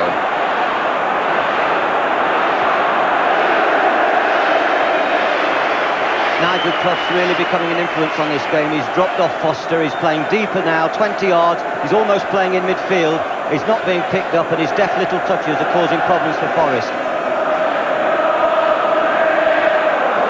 Completely unlike the orthodox centre-forward, and it gives Forest something different in their play.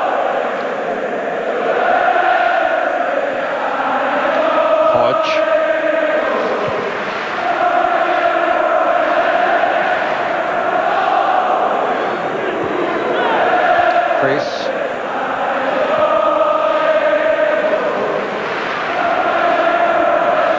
Now Grimes. Offered.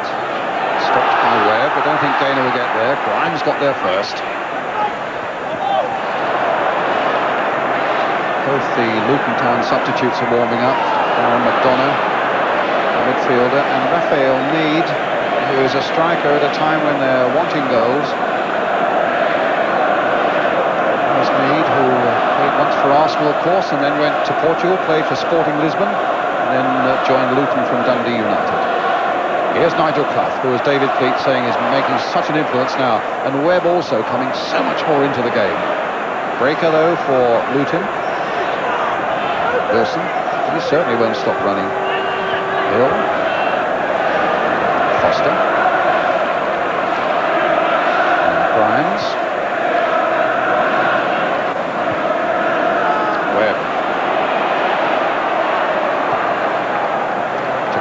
Harper away on the left. Chapman ready to make a little break for him through the middle, all to no avail. Breaker brings him down, a free kick. Clough still down. And the skipper there, the legs of the skipper you can see there are Stuart Pearce, who is saying to the referee, look, you can't keep allowing them to do this to our number 9. I think Tim Breaker, as an honest player, was genuinely going for the ball there, but his timing was all over the place, and he took Clough from behind, and quite properly the free kick's being given. Luton will shortly make a substitution. Darren McDonough on. There was Ashley Grimes, we think, who may be coming off, but not just for a moment. What's worrying us at the moment is what Nigel Clough or Stuart Pearce will do from this. 20 in the wall. Sealers line them up. How effectively we shall see in a moment. Pearce driving it, and it's over the top. It was a lovely shot there as he drove the ball. Both Hodge and Webb fell down to get out the way in the wall, so there may be a slight chink which Pearce could have pierced. Well, as a substitute shortly to be made, they can't quite attract Roger Milford's attention at the moment, and it's Darren McDonough who will be coming on for Luton, a midfielder.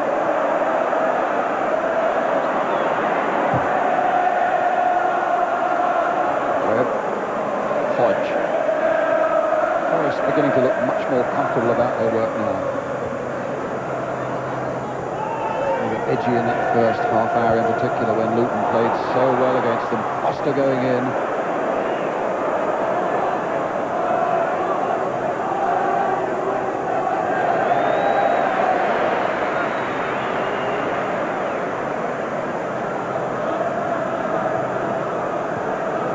See where McDonough, what job he takes. There was a lot of speculation that he might be playing from the first whistle to try and mark Nigel Clough out of the game. Possibly Ray Harford is feeling that Clough is having too big an influence now, and they've got to put somebody specifically on him. But at the moment here are Luton now. Priest with a good little ball there. Harford playing it in for Black. And he was so close to getting in and getting a shot there. But also very close to Brian Laws conceding a penalty. I almost thought Black might have been playing for the penalty, Brian. He seemed to hesitate. Here's Ricky Hill. Try and get a look at that in a moment, David. Dispossessed by Neil Webb. Played inside for Nigel Clough. Ahead of him is Parker and Lee Chapman. Clough again. Oh, he's let that one go. Ashley Grimes with it. Good touch, and a good touch there by Harford. Priest tried to get that in behind the fullback. The flag in any case was up. The referee has allowed the game to go on with Nottingham in possession, and here's Tommy Gaynor. Chapman again made a good break for him, getting towards that 6-yard box. There's Nigel Clough again. It's another one.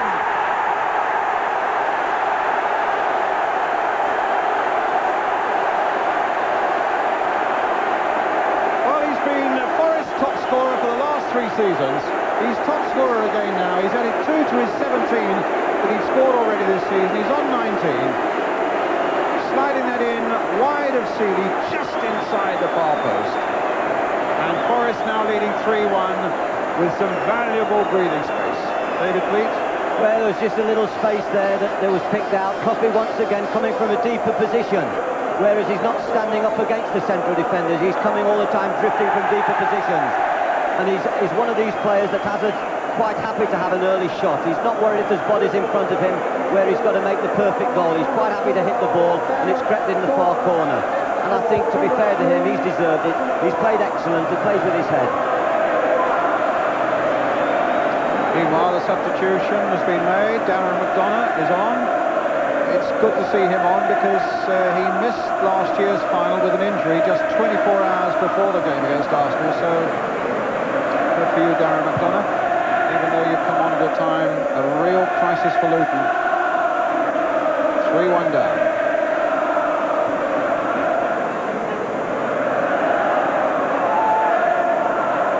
Gregory. Now Wilson. Strikes a good ball there towards Harford, and Wilson just got his head to that one, Terry Wilson.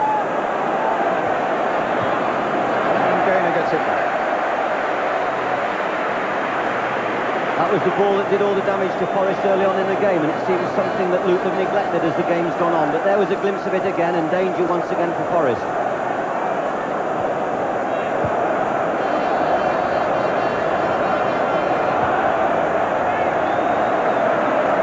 Steve Sutton.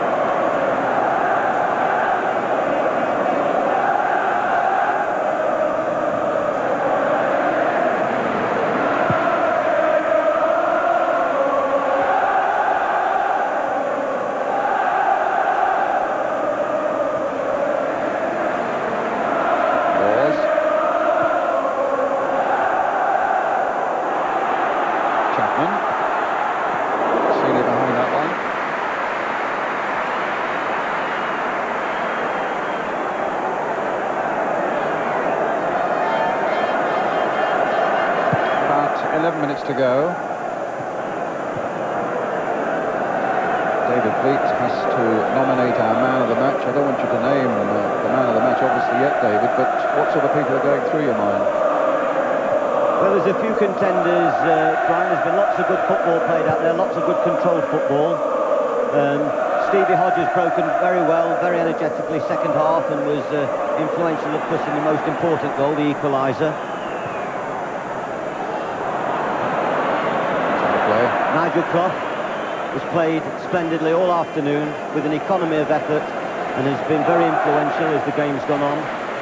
And for Luton too, Mick Harford's done very, very well. He's caused all sorts of problems for the defenders, and he may at the end of the day just lack enough service from Luton to be even more successful. Clough again though, to Lee Chapman, and that time the advantage wasn't played.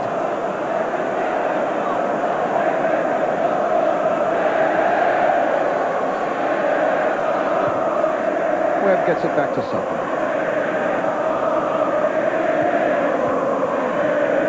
Just 10 minutes to go now.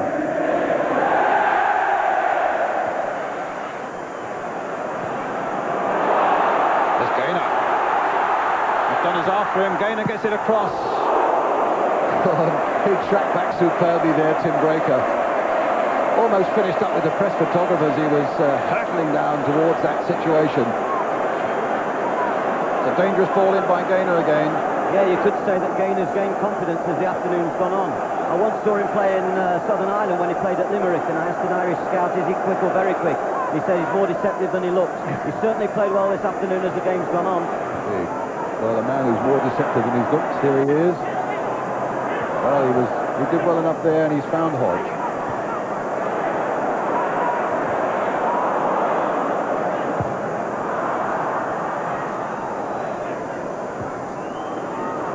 Luton bring it away now with Ricky Hill. Foster venturing forward a little bit. McDonough. Luton's throw. Inside the last 10 minutes. Forest leading by 3 goals to 1.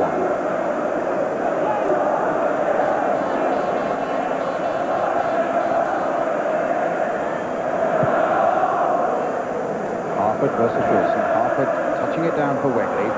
Ricky Hill, has a lovely little ball played by him, a delightful ball by Ricky Hill for Danny Wilson. And he's got a free kick out of it.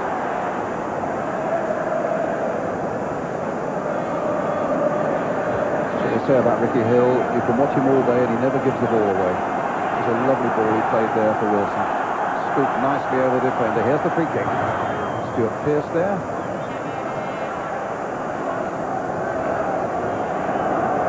Luton's corner.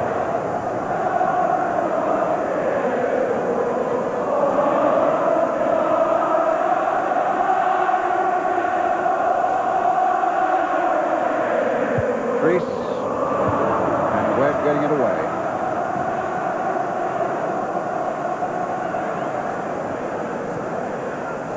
Reese once more.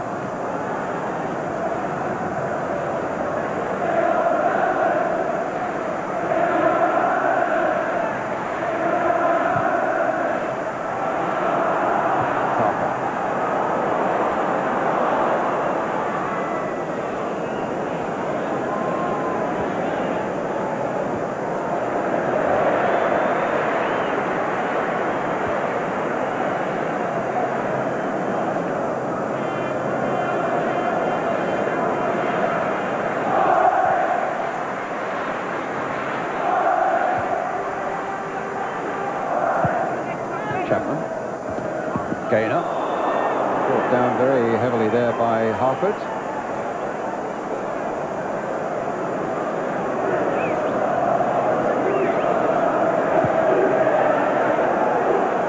Wilson. To Pearce. Up on his header. Foster away. Webb.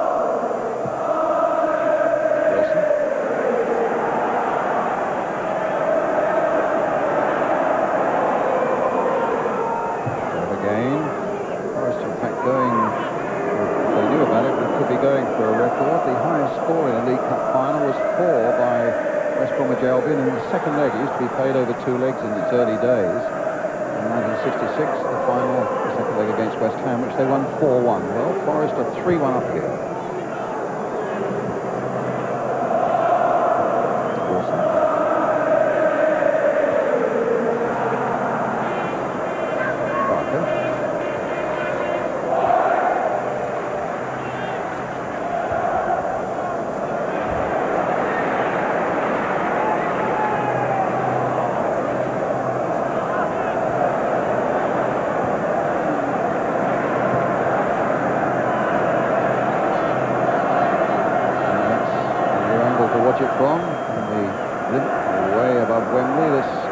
afternoon. But this is where the action is down here, as Breaker gets in. It's good pass. Forest on their way to a victory. They'll want to add the Simod Cup to that. Everton might have something to say about that. They'd like to add the FA Cup as well, but Liverpool certainly will have something to say about that in the semi-final. This is Beaumont.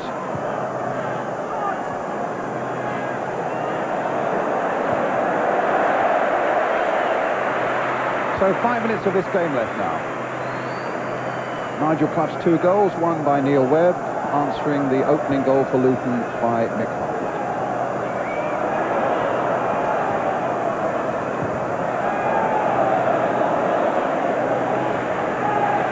Webb to Gaynor. Webb again. Good chip there for Gaynor. Touchdown with a handball actually by McDonough. It'll be a free kick to Forest. Here's Brian Laws. Hodge to Webb. There's Pearce. Now the flag is up for an offside, I suspect against Gaynor, possibly against Chapman.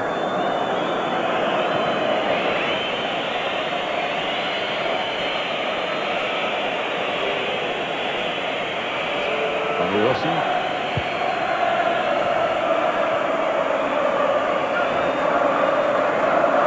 For Ray Harvard. He's had a week off from his relegation worries with Luton Town, and they've looked for so long, and Luton really did play well through that first half, as though it might be a day of glory for them again, but you sense now that it's not going to be. Forest are into their stride, they're looking comfortable and composed themselves. There's Wegley. This is Beaumont. McDonough. Ricky Hill, play back for back. And taken at the second attempt. Well, he didn't get a chance to have a second attempt. Now he has by Steve Sutton. And they put something together quite respectable there inside the Nottingham Forest penalty area. It all developed from a surge from Breaker. I think if Luton can look back, they might rule the difficulties that Grimes and Breaker have had of getting forward against Gaynor and Parker sitting in those spaces. And it's very difficult. If you don't get your full-backs in, it's very difficult to win games, particularly if you haven't got a winger that's going past the full-back on the afternoon.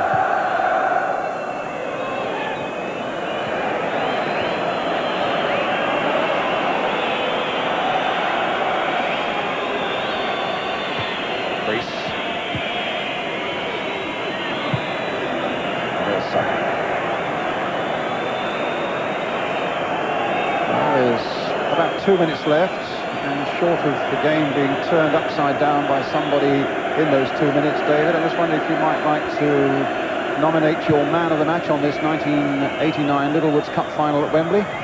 Well, I'm going to give it to Nigel Clough, because he epitomises all that's good about Forest. He's a sportsman-like player. He's played the game well today. He's dropped off deep. Luton haven't quite been able to cope with him in the second half. They haven't gone with him. He's dictated a lot of the play from a deep position. And, of course, his father is the manager. And I think he's fully deserves it this afternoon. So Nigel Clough, man of the match. And for that he gets £1,000 of Littlewoods vouchers to go to the charity of his choice.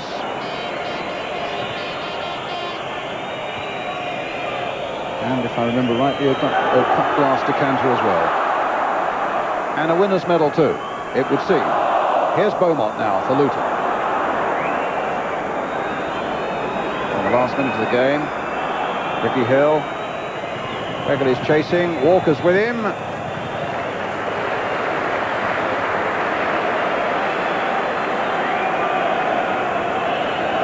I think a good word for the referee as well. We've never had a referee as a man of the match, but Roger Milford, there was that difficult decision so far as Lee Chapman's offside goal in the first half, but he seems to referee with a good humour, and the players have got on with it well. I'm not sure, Brian, if it was Lee Chapman that they gave offside. It would be interesting to reflect on that at a later period. I don't think it was actually the fellow that put the ball in the net, but something that happened just a little bit earlier. Here's a throw to Luton. And Beaumont More high towards Mick Harford, a tactic that's produced so much for them in the opening half hour of this game. Wilson, breaker, just nicking it away from Parker, back to Steve Foster. They pushed everybody forward, but it can't be more than a consolation gesture now on behalf of Luton Town. They get a corner though. Playing time added on. I think the important thing for Luton is that they take strength from the performance today and they go on and get out of trouble, and then they will have had a very successful season. Here's their corner, driven in this time, but Parker getting it away for Nottingham Forest. Little Priest crossing it in again. That time Lee Chapman was there. McDonough driving it back again, but in amongst the clutch of photographers there.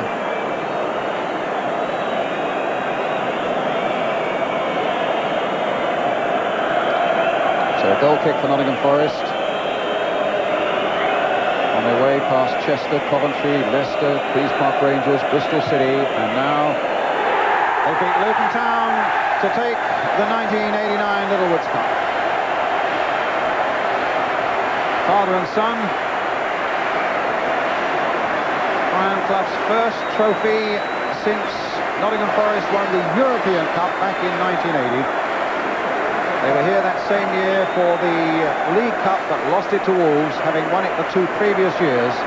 It's been a long time for Nottingham Forest not to have a trophy. But now it's started to come good for them, thanks to the goals that came in the second half. There's kisses come all around the bench there. Goals, 2 from Nigel Clough, 1 from Neil Webb. And a feeling of satisfaction there. You can see on the bench there he's set himself down. Most managers go out and say well done to the players, but he's never been one to conform. Johnny Fenton on the right, the assistant manager. Archie Gemmell you can see as well there. And Neil Webb, man who scored that important second goal that really got Forest feeling that this was going to be their day after Nigel Clough had equalised from the penalty spot. Liam O'Kane, one of the coaches. It's a great family feeling about Nottingham Forest whenever you go there, David, isn't there? It's always been a friendly club, and it's always been a footballing club. Even back to the 1959 FA Cup final between these two clubs. They played football then and they still play football now, and that's a good thing. The principles have come through all the years, the different styles of play. They play football in the right manner, both clubs. And a word of sympathy amidst all the jubilation for Luton Town as well, because I thought they put up a terrific performance, particularly in that first half, for a side that's really had its problems. Now it's they who go up first, because there's Franz Carr there. Nice to see him enjoying the celebrations, even though he missed the game through injury. It's one of the little traditions here that the losers go up first. But they lost with honour, Luton Town. The side that came, Brian Clough, that's an interesting and a pleasant sight to see, that he's congratulating every one of the players as they go up. Well done. I didn't know whether Danny Wilson's gone by or not. Probably he has, yes. He'd already gone by, the former Forest man. It's been a good sporting final. And he's not waiting for any other celebrations. Off to the dressing room, would you believe it? He's not even going to watch Nottingham Forest get the cup. Well, they say he's a one-off there, right. Well, in the meantime, let's have a look at Luton Town's moment of glory as they receive their trophies from Mr. Peter Moores, director of the Littlewoods organisation, and how well they battled until they were overcome by a much more fluent performance by Nottingham Forest in that second half. Brian Clough now running around the track to get the cheers of the Forest fans, making his way to the dressing room. And he wants the gate opened so that he can get down. Well, I've seen it all now. As his team goes up to receive the trophy.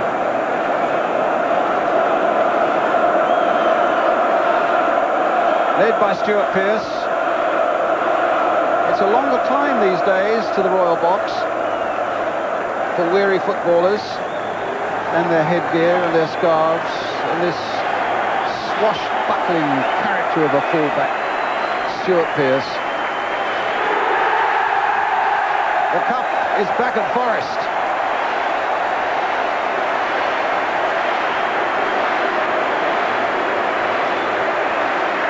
It's been a long time coming. Steve Sutton, the goalkeeper. Little Steve Hodge, who lost here as a Tottenham man in the FA Cup final against Coventry. Lee Chapman, who's weighed in with 14 very useful goals this season. Brian Laws, who thought he might have missed it. Dennis Walker, Nigel Clough, our man of the match. Gary Parker, once a Luton player. Tommy Gaynor.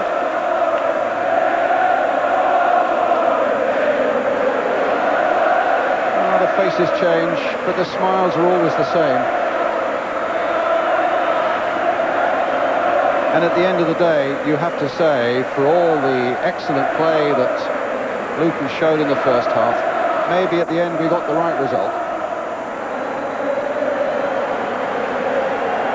Yeah, I think so, Brian. Luton did start very well, they settled much better, but in the end, Forest's fluency, as you say, and their passing, and they never panicked, even when Luton had a lot of the ball in the first half, were hitting those diagonal balls.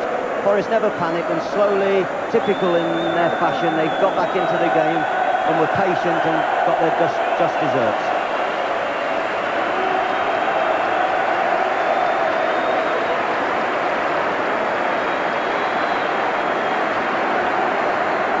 Well, the big Wembley adventure is on for them. They're back here again for the Simults. They'll hope to be back here for the FA Cup, but now they've got the taste for it.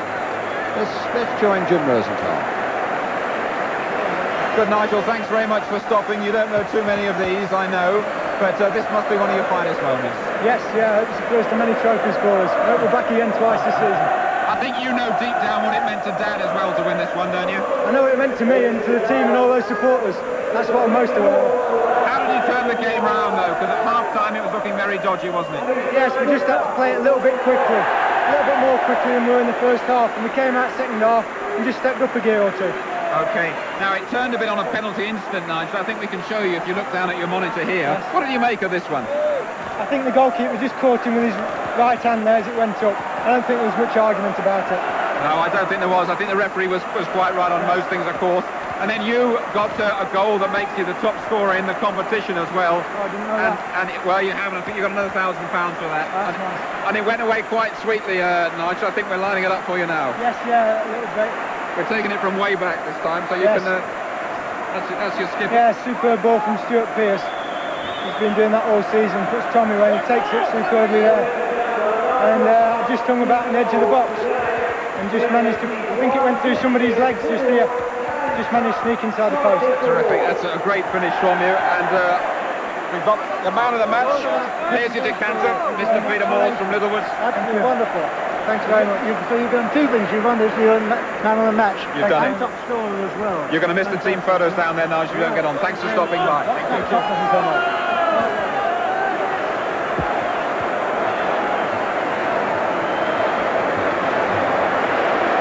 Well, he has missed the team photographs, I regret to say. There are about 5,000 photographers who are now pointing and saying, get him back, get all the team back.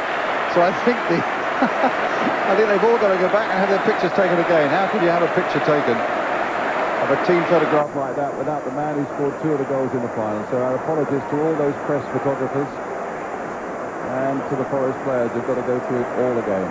I think when you win, David, like this, you'll stand on your head if the photographers ask you, wouldn't you? Yeah, I think it's an absolutely wonderful feeling. It's the culmination of everything to win a major trophy at Wembley, and to do it in a proper fashion is superb. And, you know, you talk about the game and the referee's contribution as well. It was him playing the advantage goal that led to Pearce's terrific ball crossfield to Gaynor that led to that crucial goal. So everyone plays a part in free-flowing football.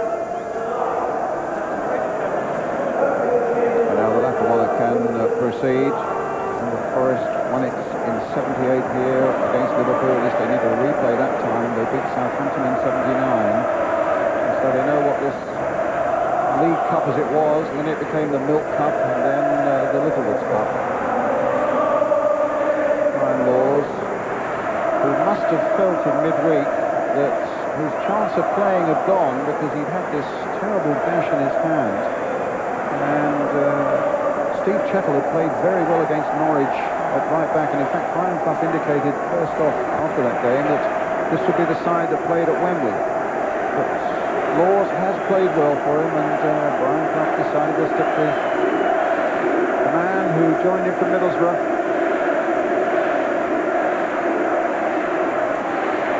And so Wembley continues to delight the winners and brings anguish to the losers.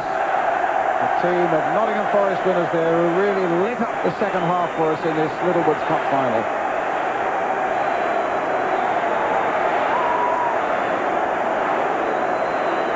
As you say, you now hope that the losers can go on and keep their place in the First Division. They've got 4 at home, 2 away to come.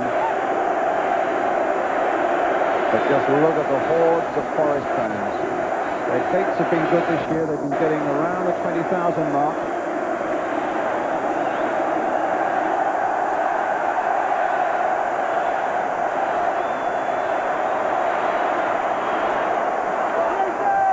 And nothing like a bit of silverware to go on the sideboard.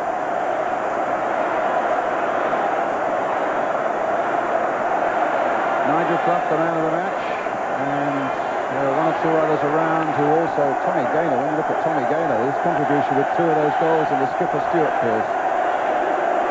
A scene of great joy then on the lap of honour from Nottingham Forest. Let's rejoin it. So there we are then, Nottingham Forest, the 1989 Littlewoods Cup winners. Ian, are you pleased for them? Well, I am pleased because I think eventually the best team won, and I'm delighted for the Clough family because, as I said before the game, I think Cloughie deserves it. Cloughie, the manager, you know, and it was nice to see the lad doing it for him. Yeah, Extra pocket money this week. Team lift the cup. I mean, the man is remarkable. I mean, he just walked away and he was first in the dressing room, and never saw his team lift a trophy. I mean, he's so unique you couldn't even describe him. Ian, let's have a look at the incidents and the goals then, which won the cup. Now, this is the penalty incident which led to the 1-1. Yes, well, Sealy came flying out, and I think it was just his impetus caught Hodge there. There's nothing much goalkeepers can do in that instance. They come flying out and they just carry on and hit the forward, and it was a penalty. Well, we're not going to see the penalty kick. No, but this was some ball, wasn't it, to Webb by Gaynor. Super ball. And I think it looked offside simply because the defender stopped. But my initial reaction to that was it was onside. And of course, this is the one that that wrapped it all up, really. There was no coming back from 3-1. No, but a lovely interception by Pearce, and again, a great ball. And Gaynor, who, you know, in the second half got more and more involved in it down this right-hand side of the field, had a big part to play in this. He attacked the full-back, got inside the box, and look at the room that young Clough made for himself. He just hung back there, gave himself a space, and knocked it through Stephen Foster's legs in the corner. Okay, Ian, well, we can go back down to the side of the track there. I think Jim Rosenthal's got Neil Webb with him. Well, Neil Webb, marvellous moments for you. Can you just take a deep breath and wonder what this might mean to your manager, Brian Clough, who scurried away and left us? Oh, he'd be very pleased about it. We went 1-0 down. Luton, I think, played better, adjusted better first half, but we come out second half, and I think we deserve to run out winners in the end. What was it that swayed this game round from your point of view? Well, we decided to put them under pressure second half, and we always felt that we was in a chance of equalising, and then, you know, if we could get 1 goal, we'd score another, and it went great for us, and it's going to be a magic day. Thanks for stopping by. You better go. Okay, thanks, Jim. Thanks to Neil Webb as well. And thank you to you, Ian. I'm glad we went down there at the end. We might have got a kiss from Cloughie. It's not all over. Yeah. Anyway, we leave you from Wembley now. The proudest day of Brian Clough's life, both as a manager and as a father. From all of us, goodbye.